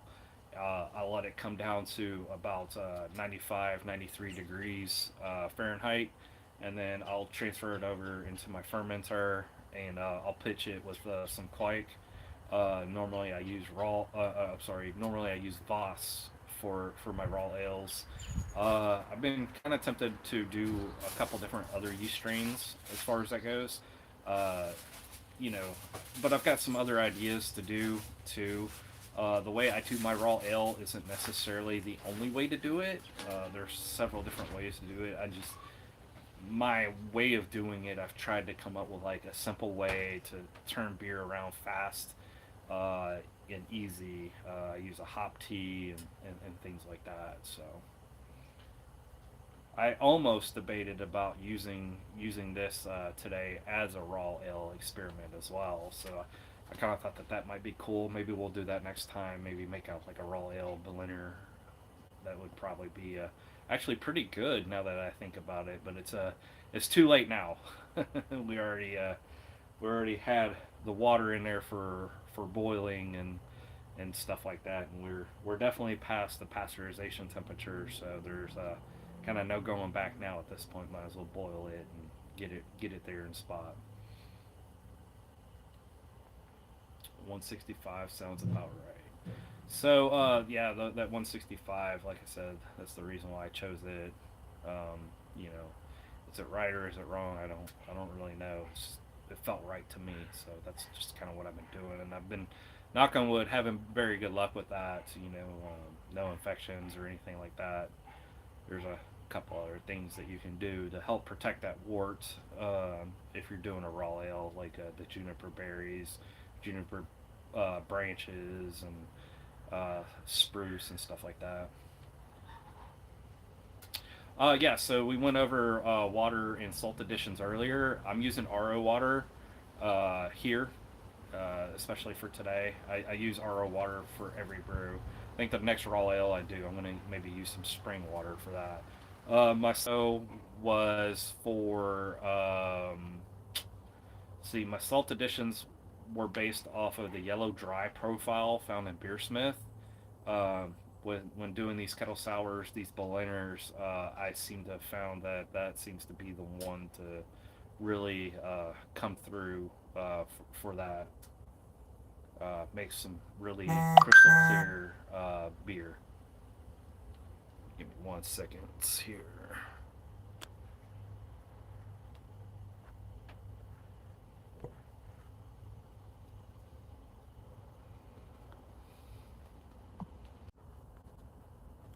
All right. Sorry about that. It's I guess one of the problems from using my phone to stream from. I had a text message that was I had to reply to real quick. So, anyways, right at 200 degrees, might as well pull this top off and get ready for that quick boil, that 15-minute boil to sanitize this wort real quick.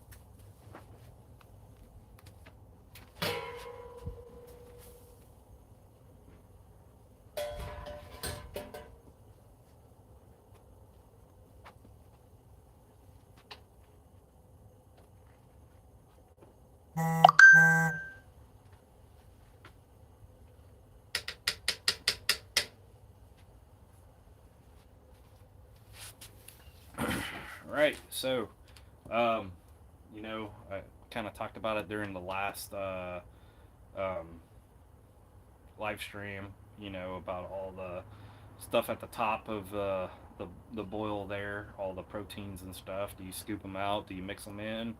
Let it ride. Um, I normally go ahead and stir mine back into the boil, and I figure, if it doesn't want it, the boil and fermentation will kick it out. Don't know why. That's just something that I do. No real reason other than being a little lazy and not really wanting to scoop it all out.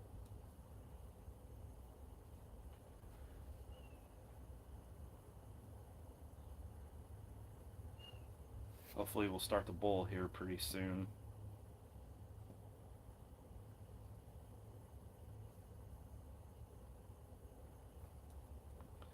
So, Michael, what's your next brew? What are you brewing next?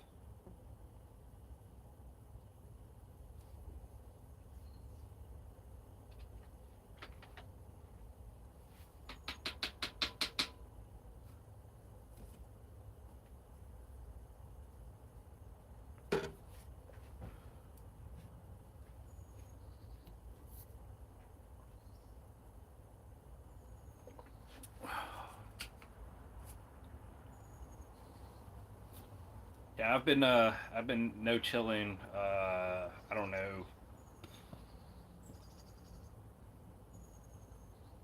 like 4 or 5 years now, or so. Um, Now, having said that, here actually lately this year, I've chilled quite a few of my beers for different reasons. I did a tropical stout. I chilled it down because I wanted to do a hop stand.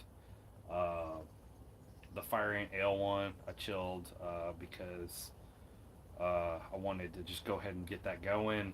Um, yeah, I've chilled quite a few just to kind of get them down. The Thin Mint Stout I chilled down because I wanted to use my cool fermentation setup, and I wanted to get that yeast on it, get it going as quick as possible, and I used that throughout the whole fermentation process of that to ensure good fermentation. I didn't want it to pull up any stray esters, so to speak, because I was already doing some wild stuff with some mint and the cocoa nibs and stuff like that. Let's see here. Currently have a wit beer in condition. Not sure yet, mate. Hopefully we'll get some time to brew in the new year. Bring the glass video out soon. Yeah, now that you're out of Facebook jail, I'm happy to see that you're back with us on the Facebook group. That's awesome. If you don't know, Let's Brew Beer is a Facebook page. I'm on that. That's one of the places I hang out to. It's a little smaller group, a little tighter knit, stuff like that. Been kind of getting more and more members here lately. You know, I answered I think quite a few this one member's questions earlier yesterday. Throughout the week, really, of beginner brewing. He hadn't ever brewed a batch, and so that was pretty cool to be able to lend some expertise there. You know,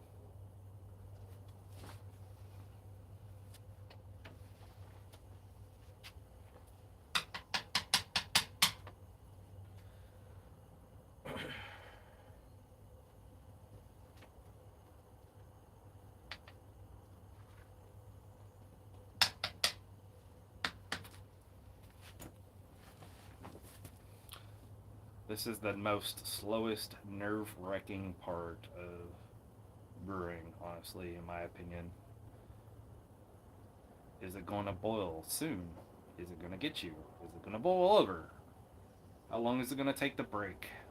Let's find out.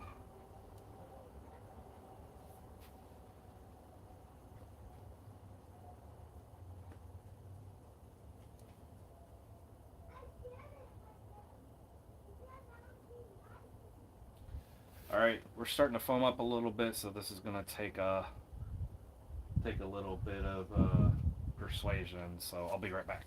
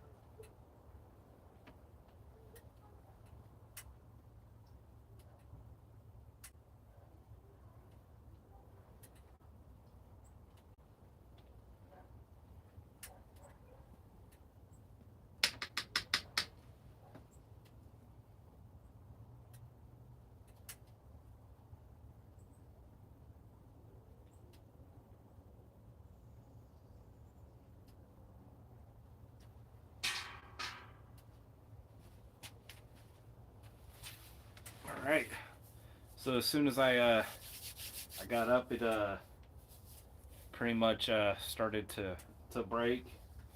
Kind of started to get a little bit more foamy, but I think we're there. So that's pretty fun.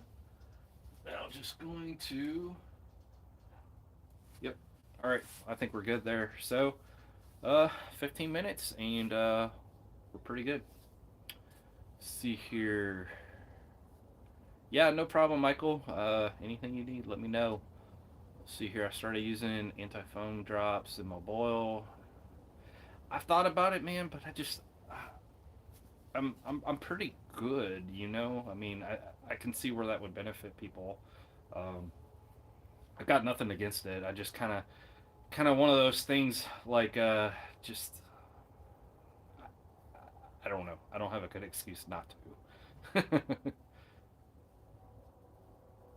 Dean got a product at the store called From Cap. Yep, that's what I used. You just throw in some butter into it. Would like to put down another mead, so perhaps a lambic, just to mix things up. Butter.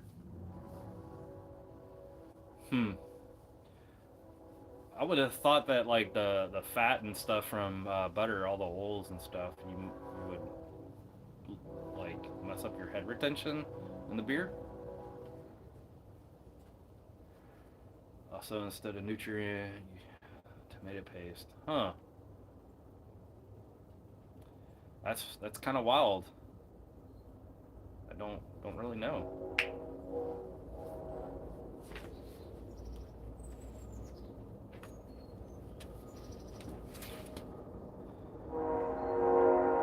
Sorry, we have a train coming, so you might want to turn down your volume just a little bit. Sorry about that.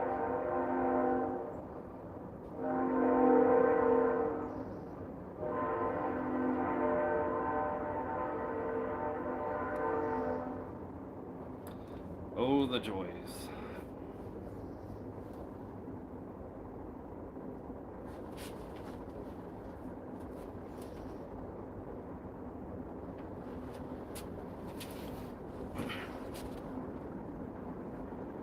I think this thing's about past us now as far as the train goes. Almost.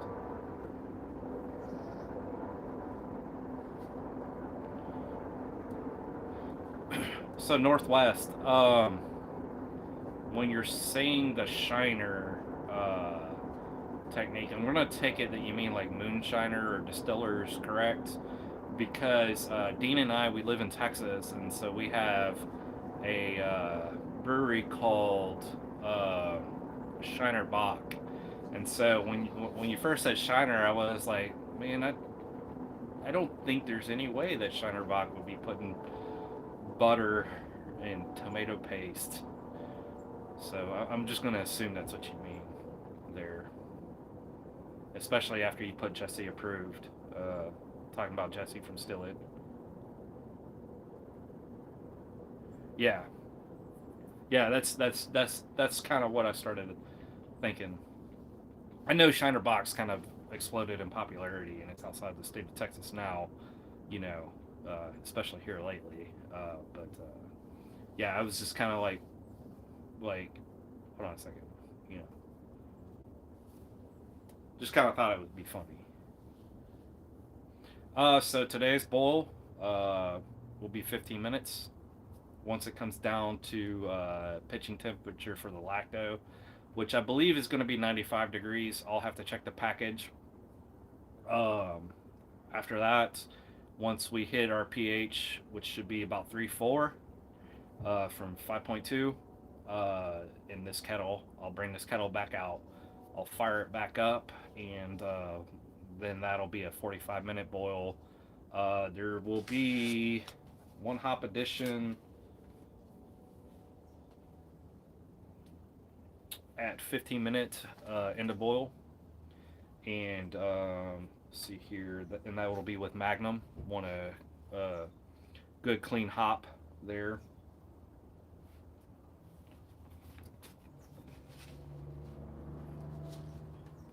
So I don't know when that boil will be. It'll probably be in a couple days. That's generally my experience with the lactose for the second boil is normally, at least bare minimum the next day, if not 2 days after.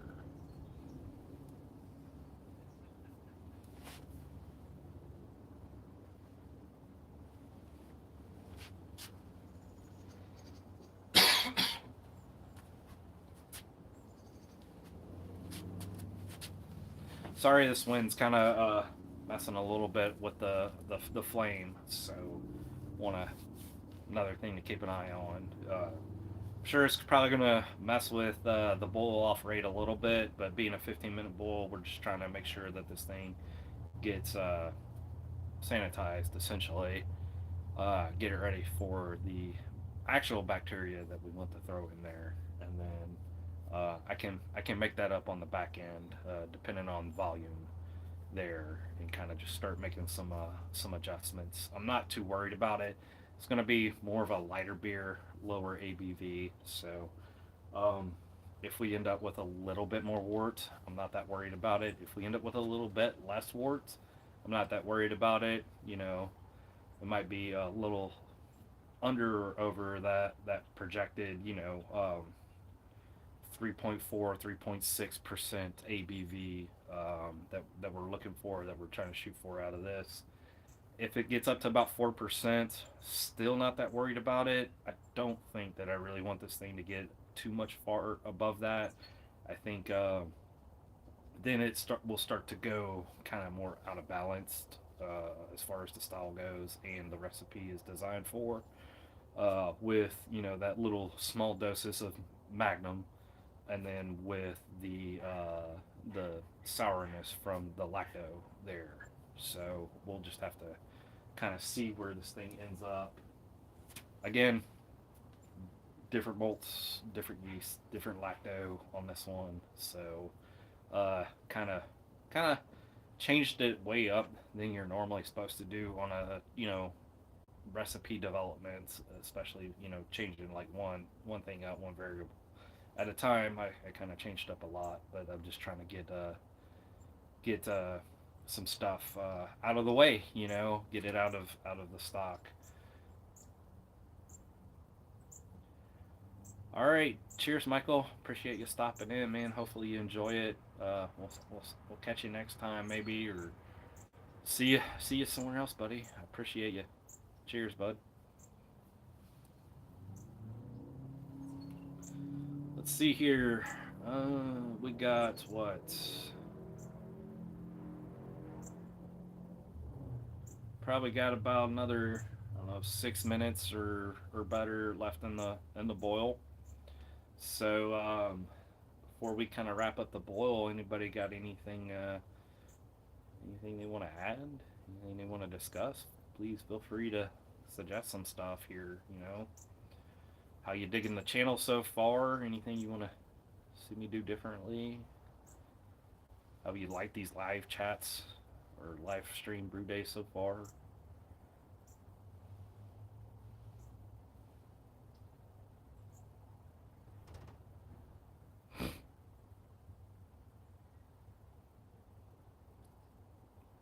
Are they really? I don't see them in the chat.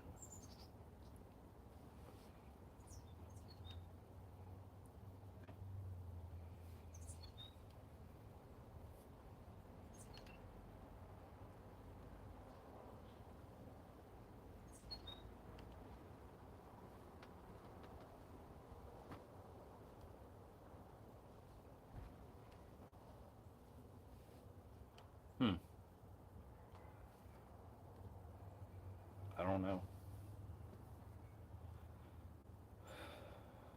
Unless you're talking about me being sexy and fun and being back.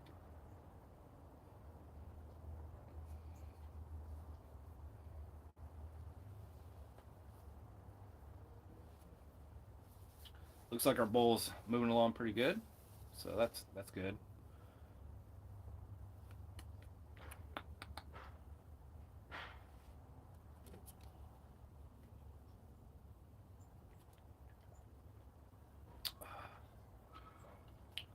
This was really good.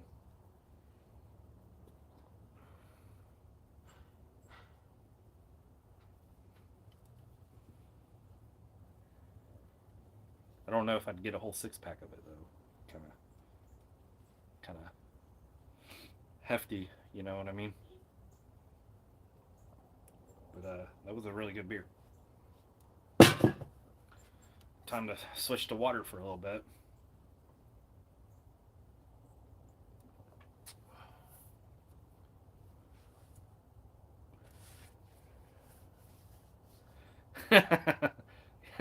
There you go, Dean.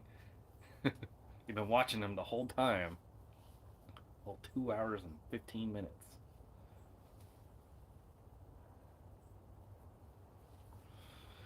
Oh man,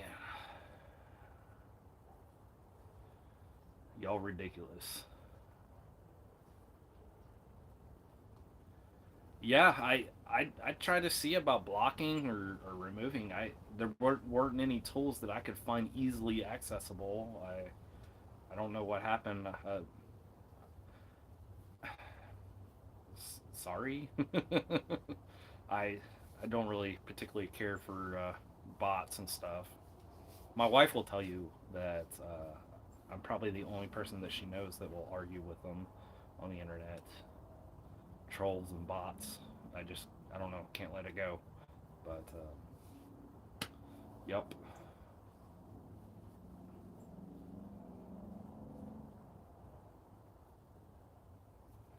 Yeah, that's very chat room like 1990s, isn't it, Dean?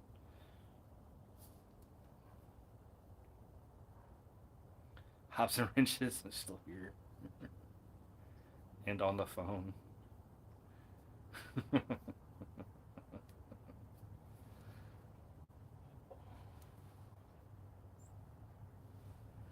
All right, 5 more minutes. So I think pretty much after the boil is done, I think we're gonna go ahead and shut down the stream. That way I can move along to some other projects. Kind of keep this one a little bit shorter.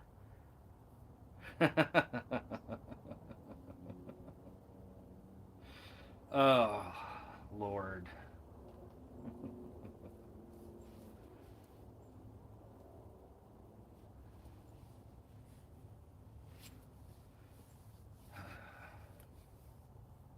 I don't even know how to reply to that. Old AF. Um, yes, please. And right here.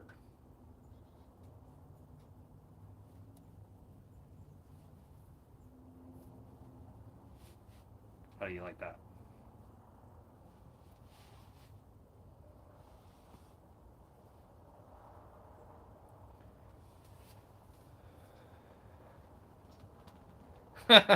Dean.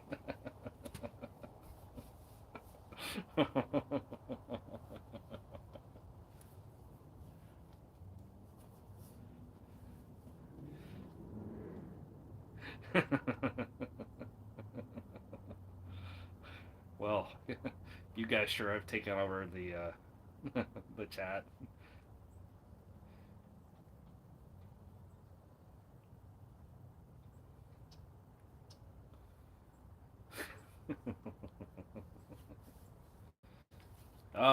I guess before we close out, anybody got anything else to say? What are you drinking today? What's everybody got going on as far as that goes?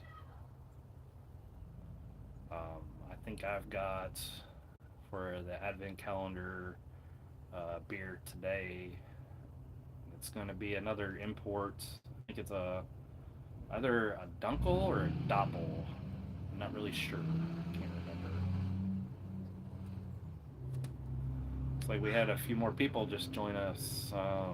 We were talking about ending the stream, but I guess if more people hop on here real quick, maybe we'll sit around and chat a little bit. We're coming in on the end of the boil today. We decided to make our own. A couple friends and I got together, and so we did one last year. Bought some pre-bought ones. Had a lot of fun doing that, and so we decided to do our own. Take some of our favorite beers and share them with our friends that we know they haven't had that style or that particular beer.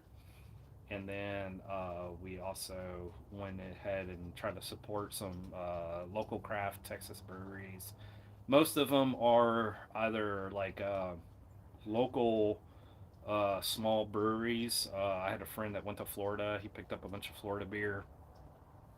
And then I went and got some of the like kind of European imported stuff because I knew that we were going to be kind of heavy handed on certain styles and stuff like that. So wanted a good mix of some stuff, some beers that I found interesting from that part of the world that I knew that they hadn't had that I really enjoyed. So it's been kind of pretty cool to have one day you're going to have something that was brewed less than 30 miles away from here, and then the next day you're going to have something that was brewed like I don't know, 10,000 miles away from here. So it's been a pretty fun experience with a lot of different styles.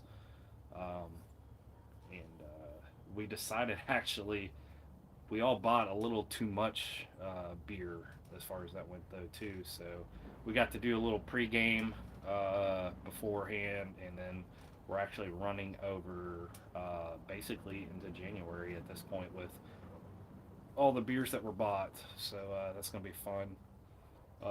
And amazingly enough, between three people buying all that beer, excuse me, there was only one repeat entry, which was the Guinness Extra 4-inch Stout. So that was pretty cool to have that, and nobody went and bought any Bud Lights or Budweiser, Miller Lite, Coors, or anything like that. So we're all kind of like I said, like those lower local craft guys and things like that. Pretty exciting stuff. If you go on my Instagram page, you can see pretty much every beer from the Advent calendars up until this point. I had the the second day essentially. I had a double dip the first and second day. Excuse me. And then today I double dipped from yesterday's, and I will be here in a little bit today too, just because of all the Christmas parties that we had to go to yesterday.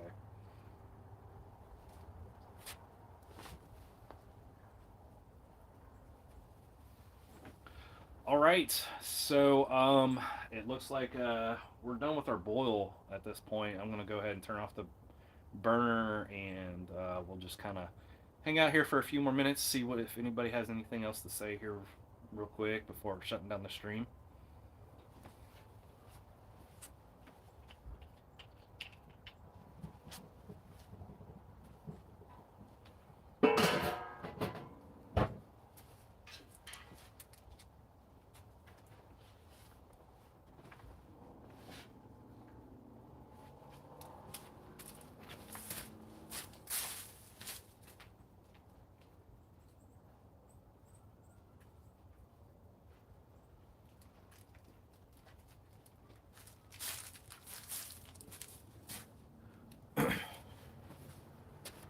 Give me 1 second. I'll be right back.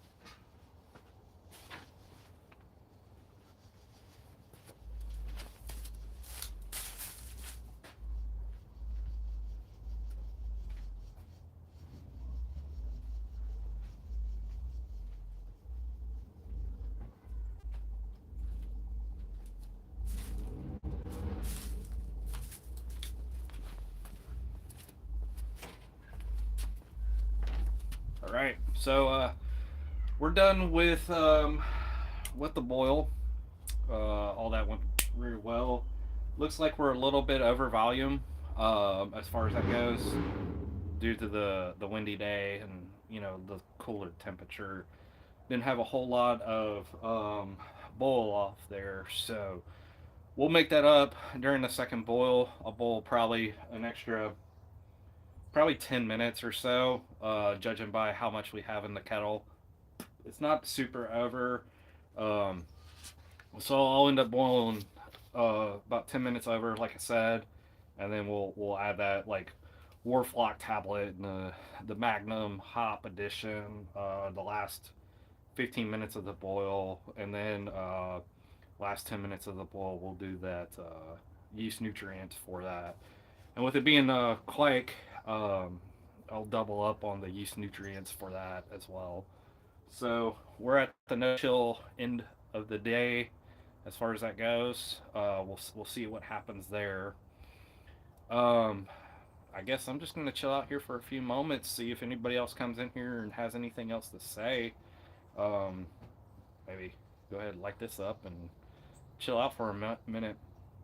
We're moving on to the rest of the day of bottling and a few other small brewing projects that need to kind of just get done, get wrapped up for content and otherwise things.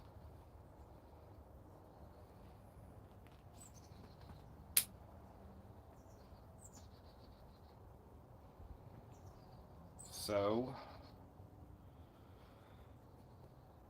we've talked about who's brewing what we're doing there. Talked about this brew. Anybody else got anything else to talk about? We talked a little bit about some of the equipment for kettle souring, uh, boiling. Talked about that. Talked about some different lactose strains. Um, and there's just so many lactose strains out there to play around with for kettle souring.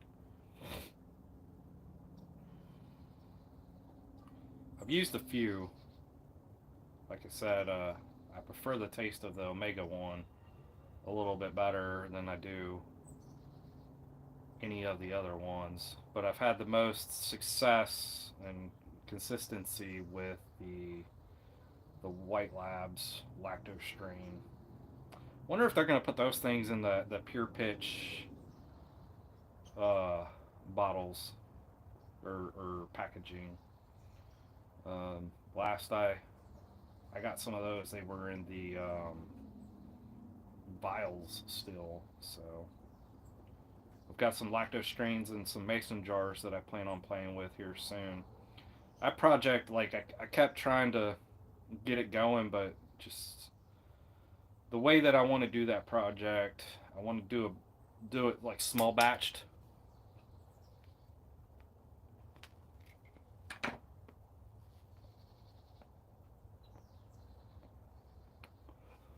So it's going to take up a lot of time to do those comparisons and kind of get those sorted and you know lined out right to do well. I feel like to make a good clean presentation there, you know.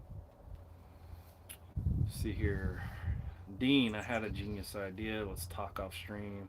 Yeah, yeah, Dean. Just hit me up. You got my number. You know how to get a hold of me.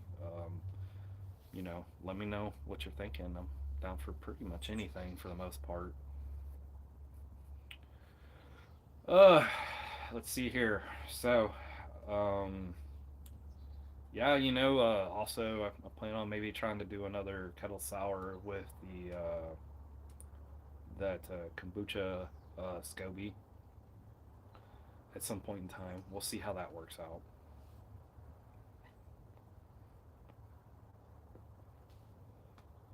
Anybody else got anything else? Looks like we lost some viewers there that had kind of came in, so don't really know who all's left here. Dean, you still with me? Northwest Hops, you still here? Anybody? I'm talking to myself.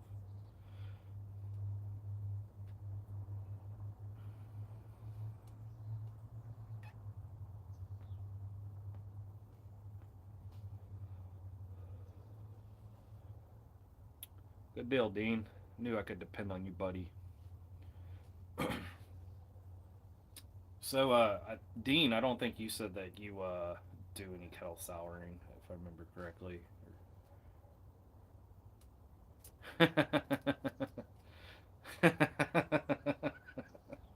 Oh man, here we go again. All right, Northwest making lunch.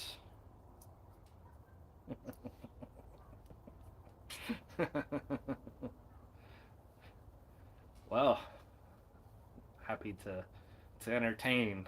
I guess I'm not taking my shirt off, Dean. Sorry, but and I think if I take my pants off, YouTube might strike the channel. So I'm not going to entertain you that way, buddy.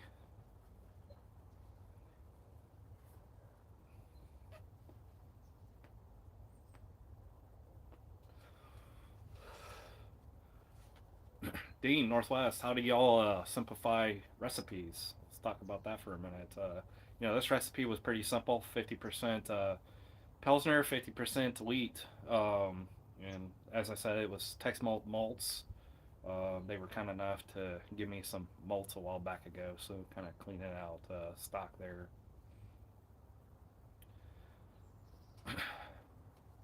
So the first one I did a goes. The other one I don't even know how to pronounce that, so I'm not even going to do that and get called out on that. I'm not really familiar with that style. I've seen it mentioned a few times. Is that a sour as well? The goal the goes the goes. I did a video of that. Me and another Brew Club member, Joel, did that together. We called it Piece of Goza from Serenity Firefly. So that was pretty fun. Doing coriander and salt. Um, I think we got really close on that one. Um, I want to say, I think it was scoring like a 37 on the circuit. So I mean, not a bad beer. It wasn't metal worthy really though at that point, but I think it was close. Slightly sour and smoky Polish lager. That seems kind of really weird to me. I mean, the smoke beer. So I've never brewed a smoke beer yet. I've had a few smoke beers before, and they've been pretty decent. But that seems not really a whole lot appealing there to me. I think you would have to get the sour and the smoky like just dead on, or they would probably counteract each other. I feel like that would be kind of pretty weird. See here, I've been writing my own recipes lately, so not sure about keeping it simple, but can't get more simple than that's your yeah.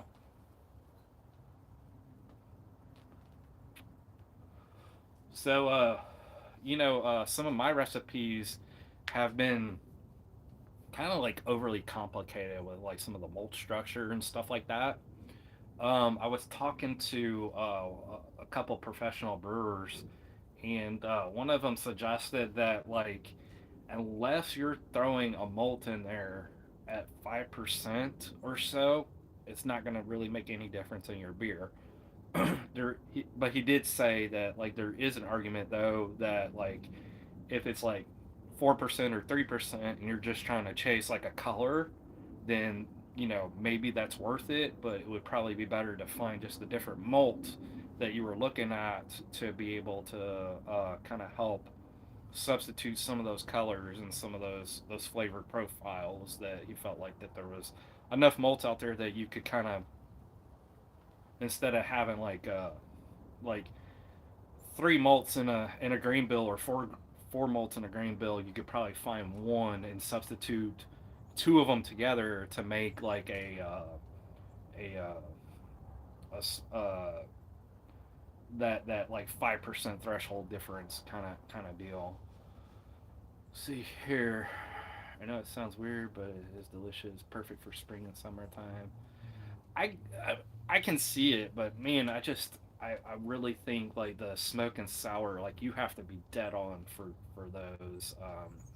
Again, I haven't done really any smoke beers here personally.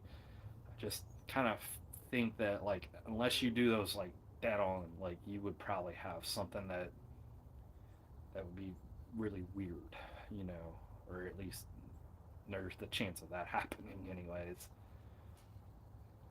See, we got a couple new people here watching, so if you haven't chimed in yet, let us know who you are watching. We just wrapped up our brew day. We got done with the boil. No chill, short boil day, 15 minutes for the boil. We're letting it no chill now, hanging out here.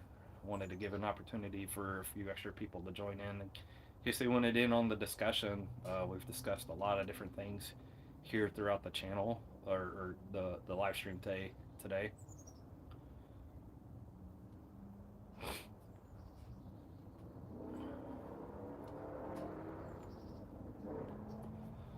Again, sorry for all the ambient noise. Sounds like a Mustang just trying to take off. So, yay on that.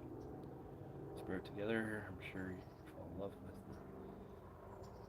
I I probably would. I mean, the what kind of smoke malt would you use for those? Because I know there's several different types, and so like I know that you have to be careful with it, and like I think like beechwood is normally a smoke malt that people normally use a lot in the smoke beers, I believe.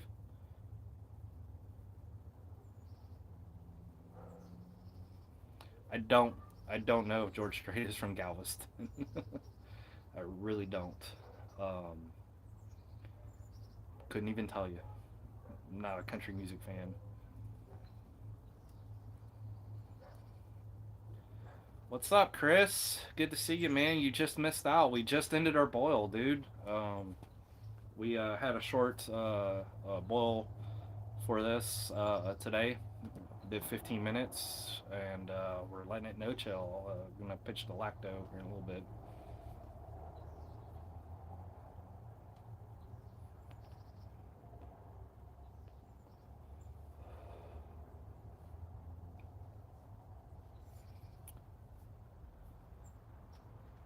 They do make a smoked malt. They make a lot of malts that I'm curious about trying to get.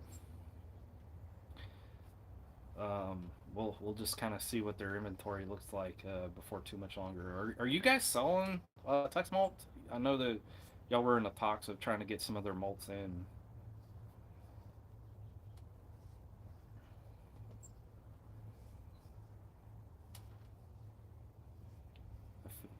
I'm 5 minutes late for everything. Sorry, buddy. Um, I was I was kind of late getting going on this brew day. I kind of was thinking about pushing it back until like 3 o'clock or so. Yeah, that wildfire is pretty good. I and that's the Pilsner malt that I used today. I want to try the Red River Rye. They had that. Golly, I can't remember what it is, but it's like a cross between rye and I think wheat. I can't remember what the name of that malt is. That looked pretty interesting to do.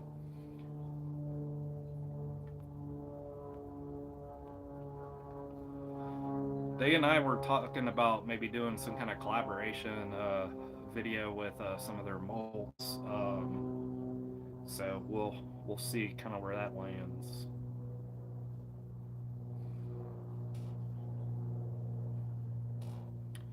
Looks like we got a couple more visitors coming in. So if you just came in, you're wondering what's going on. We're done with the boil, and we're just kind of hanging out here now for a few more minutes, just talking about malts, beers, recipes, and stuff. Welcome. Let us know who you are, and let's talk about some stuff while we hang out here for a few more minutes.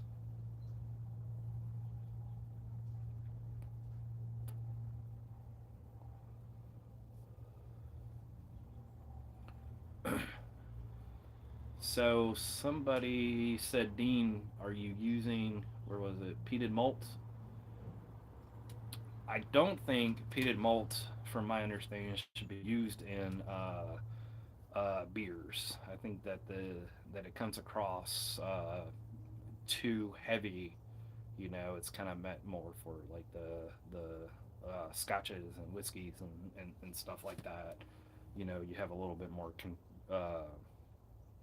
control over it in that way.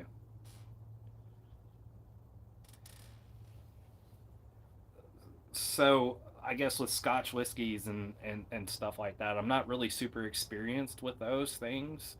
Um, Somebody gave me a bottle of Scotch for my birthday last weekend, and for Father's Day, I got that Nick Offerman Guinness collaboration smoke whiskey, and that was the first Scotch that I'd ever had, and I took a glass of that. And I was like, oh my god, this is way heavy on the smoke and stuff. But I've learned to grow to appreciate it though for what it is. It's really good. It took me probably about 2 glasses to be able to like unwind all of that and the complexity that's there. And I do enjoy it from time to time. I don't drink a whole lot of it. Not that the like smoke is off putting or whatever. It's just not my uh, like go to spirits. I typically like Evan Williams bourbon for like the everyday bourbon. There's a couple other bourbons out there that I like. For like my everyday rye whiskey, I like Old Rovington. It's a really cheap whiskey, rye whiskey, but like the end all be all for me is like the Basil Hayden rye. Yeah, no. So I know not all Scotch is smoky, and I know that there's kind of like beginner friendly, kind of like with anything there is, you know, like sours and stuff like that. You know, there's the beginner friendly ones, and there's the ones that will like nuke you, kind of deal. And for like sours and stuff like that, the funk, like you almost can't outdo it for me. Like I really enjoy a really good sour, funky, farmhouse saison style beer. Um, like smoke beers. I helped do some judging last year, and the first flight that I had was all smoke beers, and like by the end of it, my palate was just blown out. It tasted like I lit the barbecue pit. Like I was like, oh my god, like how am I gonna survive this? So it took a little bit to kind of get my palate to normalize. After that, like almost a full day. That was pretty hectic.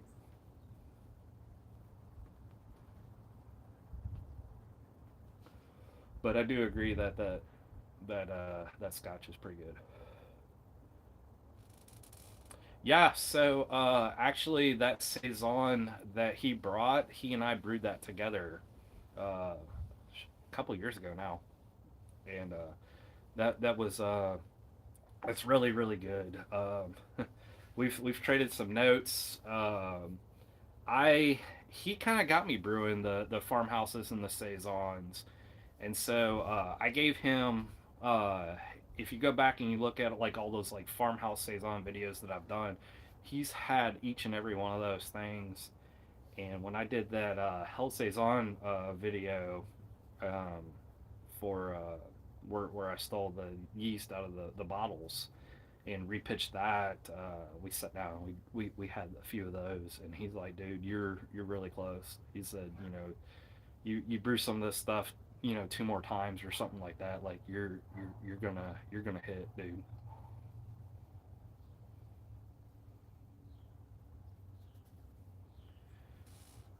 Yeah, yeah, he's won a lot of things with that saison.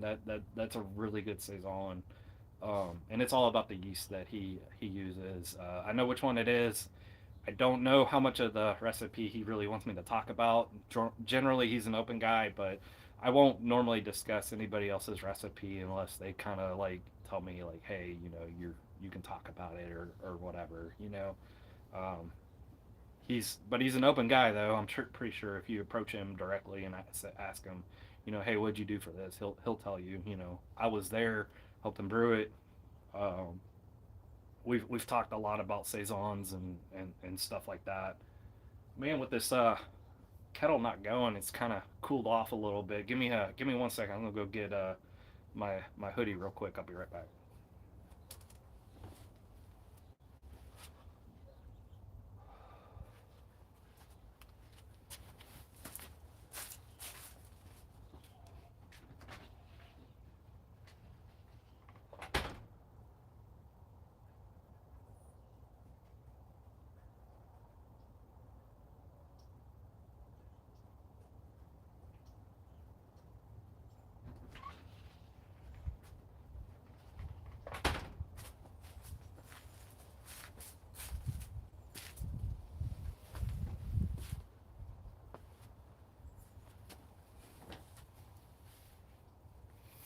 All right.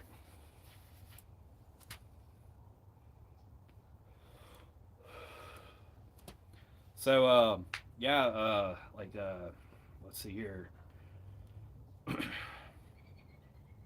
the saison. Yep. So that's a really good saison that he does. He's done a few other ones. That Berliner that he did, like I said, he kind of got me on the track of brewing all the sours, these kettle sours, the mixed fermentation stuff, things like that. Um, you know, uh, he's a really good resource to be able to put things past, and not just sours or things like English ESBs and stuff like that. He knows a lot about a lot of different things. He's a really good brewer, wealth of knowledge there. I was lucky that he was kind of like my mentor a few years ago through the club like program, the nuts and bolts deal that we do. I was lucky to grab him as a partner. He taught me about water additions and stuff like that, and so um, just a really awesome guy. Let's see here. What else? Still still getting some new people in and out. Hey, say hello. Let's see who all's in here and talk about some stuff. I'm probably going to give this stream about another, I don't know, 15, 20 minutes of hangout time before we kind of move on into other things today. I really need to get bottling here pretty soon today, get some stuff out of the way, get that one beer into secondary. Um, what other brewing projects you guys got going on, or what do y'all want to talk about? Um, if you're new here, just logged on. We're pretty much done with the brew day today, coming down to no chill temperatures. I'm gonna let it ride out till about 95 or so. We got a little ways to go until we get there, but I'm not gonna hang out here that whole time for sure. Like I said, I got some few other things I need to move on into.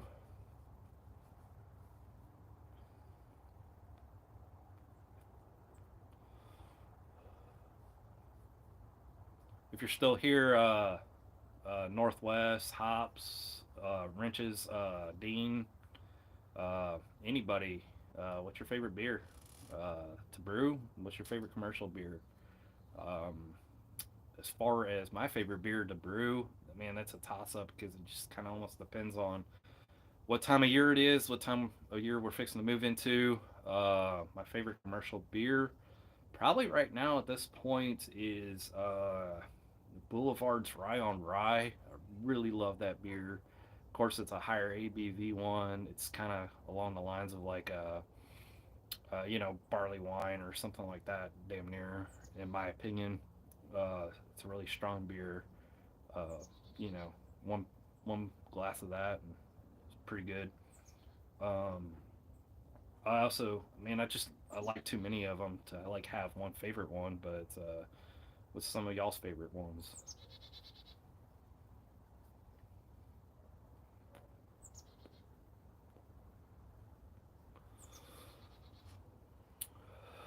Northwest, Sarah Flora's Pink Boots Blend Hibiscus Pale Ale.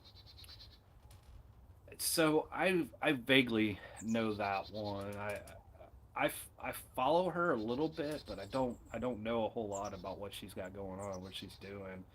I wonder if that beer. I don't know. Maybe you can kind of elaborate. But is the Pink Boots beer that she's doing, is that tied to like the uh, the Pink Boots Society for female brewers and stuff like that?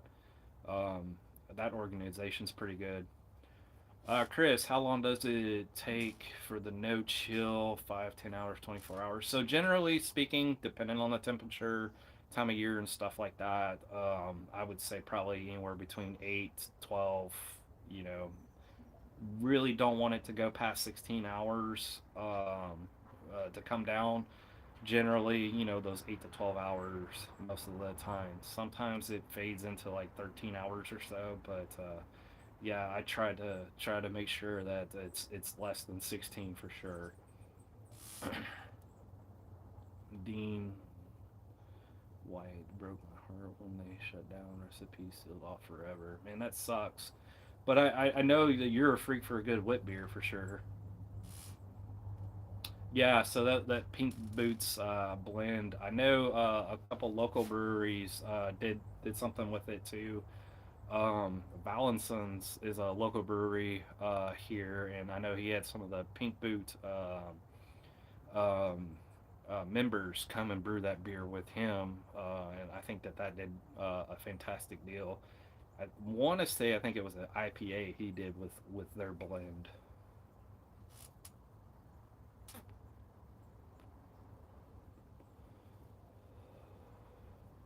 Got a couple new people. Hey, how's it going? Come in, tell us hello. Who are you? Uh, we just pretty much ended up brewing. We're waiting around here for just a little bit.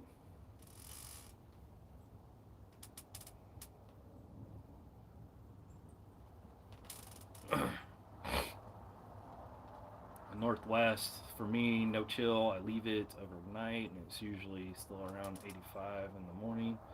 So I leave it till the next afternoon. So yeah, 24 hours. Yeah, I the house stays pretty cool through the day for the most part. I like to keep it, 75, 72 degrees or so. So, normally within less than 16 hours, we're kind of at room temperature, that 75, 72. And I'm normally ferment at that. If not, unless I'm doing quake, then I try to cut it off at about like 95. Um, so what else is going on with everybody? Those new people want to say anything? Don't be shy. Don't be scared. Hello.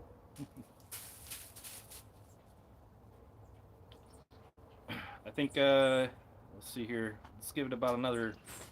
Yeah, let's give it another hardcore 10 minutes or so here. I never found it. I just used a different one. Um, got the dogs out now, so if you see a tail or a head come by here, that's coming around, hanging out with us today. Um,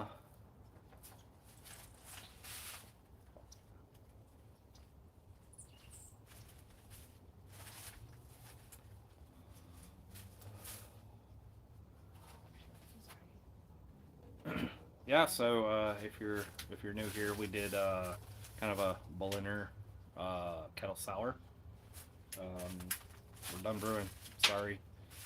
Kind of thought about getting the brew day started a little bit later for people to kind of join, in the afternoon. But I also did want to get this done and over with today too at a reasonable time. So I had some time to do some other stuff today.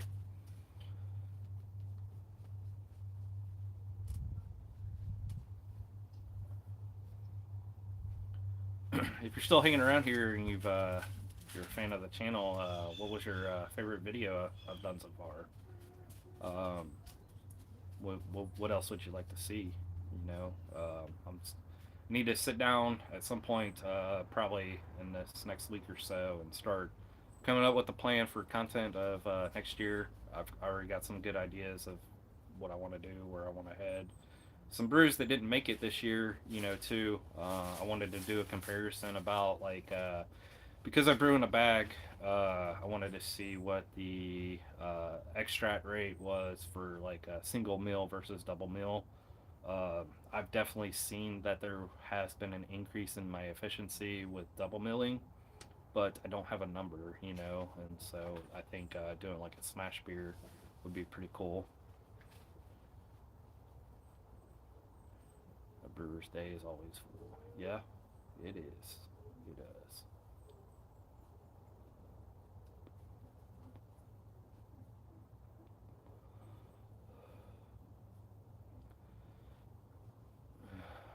Yes, so I do have a green mill at home. Right about the time, no, this is probably right before COVID hit. I had bought some malts that my local homebrew supply store didn't have. The rest of the green bill came from them, but there was one malt in particular, and I did it was a rye Irish stout, and it was from Michael Dawson's book, Mash Makers, and he said to use the Irish stout malt for this green bill. So I found some, and that malt was kind of pretty hard to find, but I got a bag of that, and I felt guilty asking my homebrew store if I could bring in some malts that I didn't buy from them to uh, mill. So I got a mill, and I mill occasionally here at home. I've kind of been doing it more frequently because I was without a homebrew store for about 6 8 months or so, and so I was buying some stuff online. And when I go and I take when I bought was buying malt online, I just kind of felt like I would have better control if I milled it here at home. Take one less variable out of the process. Was it really malt milled, twice or whatever? Well, so I decided to do that when I was without the homebrew store. Now that I have a homebrew store, I will use their mill most of the time. Um, unless they're super busy, then I'll just go in and grab all my malts and then just kind of come back home and mill from there. Um, I'm actually kind of in a good spot right now. I've got some a few recipes still hanging around here, a few extra malts. I may do something kind of crazy. Venture Brewing, he does something that he calls crazy ales, where he kind of takes a lot of his leftover stuff. I've done something similar before. I just kind of got to see what I end up left with after another brew day or two, to just kind of throw something together. I've got a lot of hops of partial bags of this or that here, like some high alpha acid stuff. We'll just have to see what molds we have available, and then kind of come up with something crazy and see how it turns out. That's not really to do anything other than just kind of use up some inventory and make some room for some other stuff. Let's see here. Recipe development. Yeah, I wouldn't mind doing a recipe development video. I kind of approach it probably about the same as most people do for recipe development. I'll try to say, oh, I want to do this style or this technique, and kind of look it up and see what other people are doing, and then kind of look at multiple recipes online. That like brew your own articles. I'll take some inspirations from there, maybe some Beersmith or like Brewfather type recipes, and try to find all those common malts, and then um, go and uh, turn around and say, okay, well, I know I like this flavor. I know I like this malt. I know I like that hop or whatever. Or I've never experimented with that, but I have with some of this other stuff. So I'll be able to tell kind of like what that adds or subtracts from that. See here, I just posted a recipe for Christmas paint.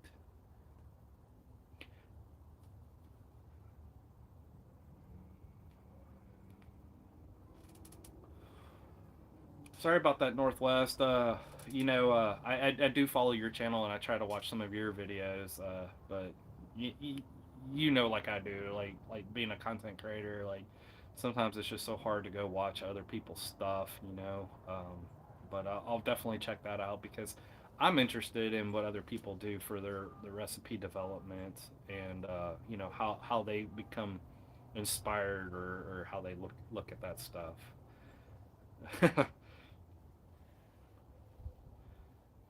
Oh, Chris. There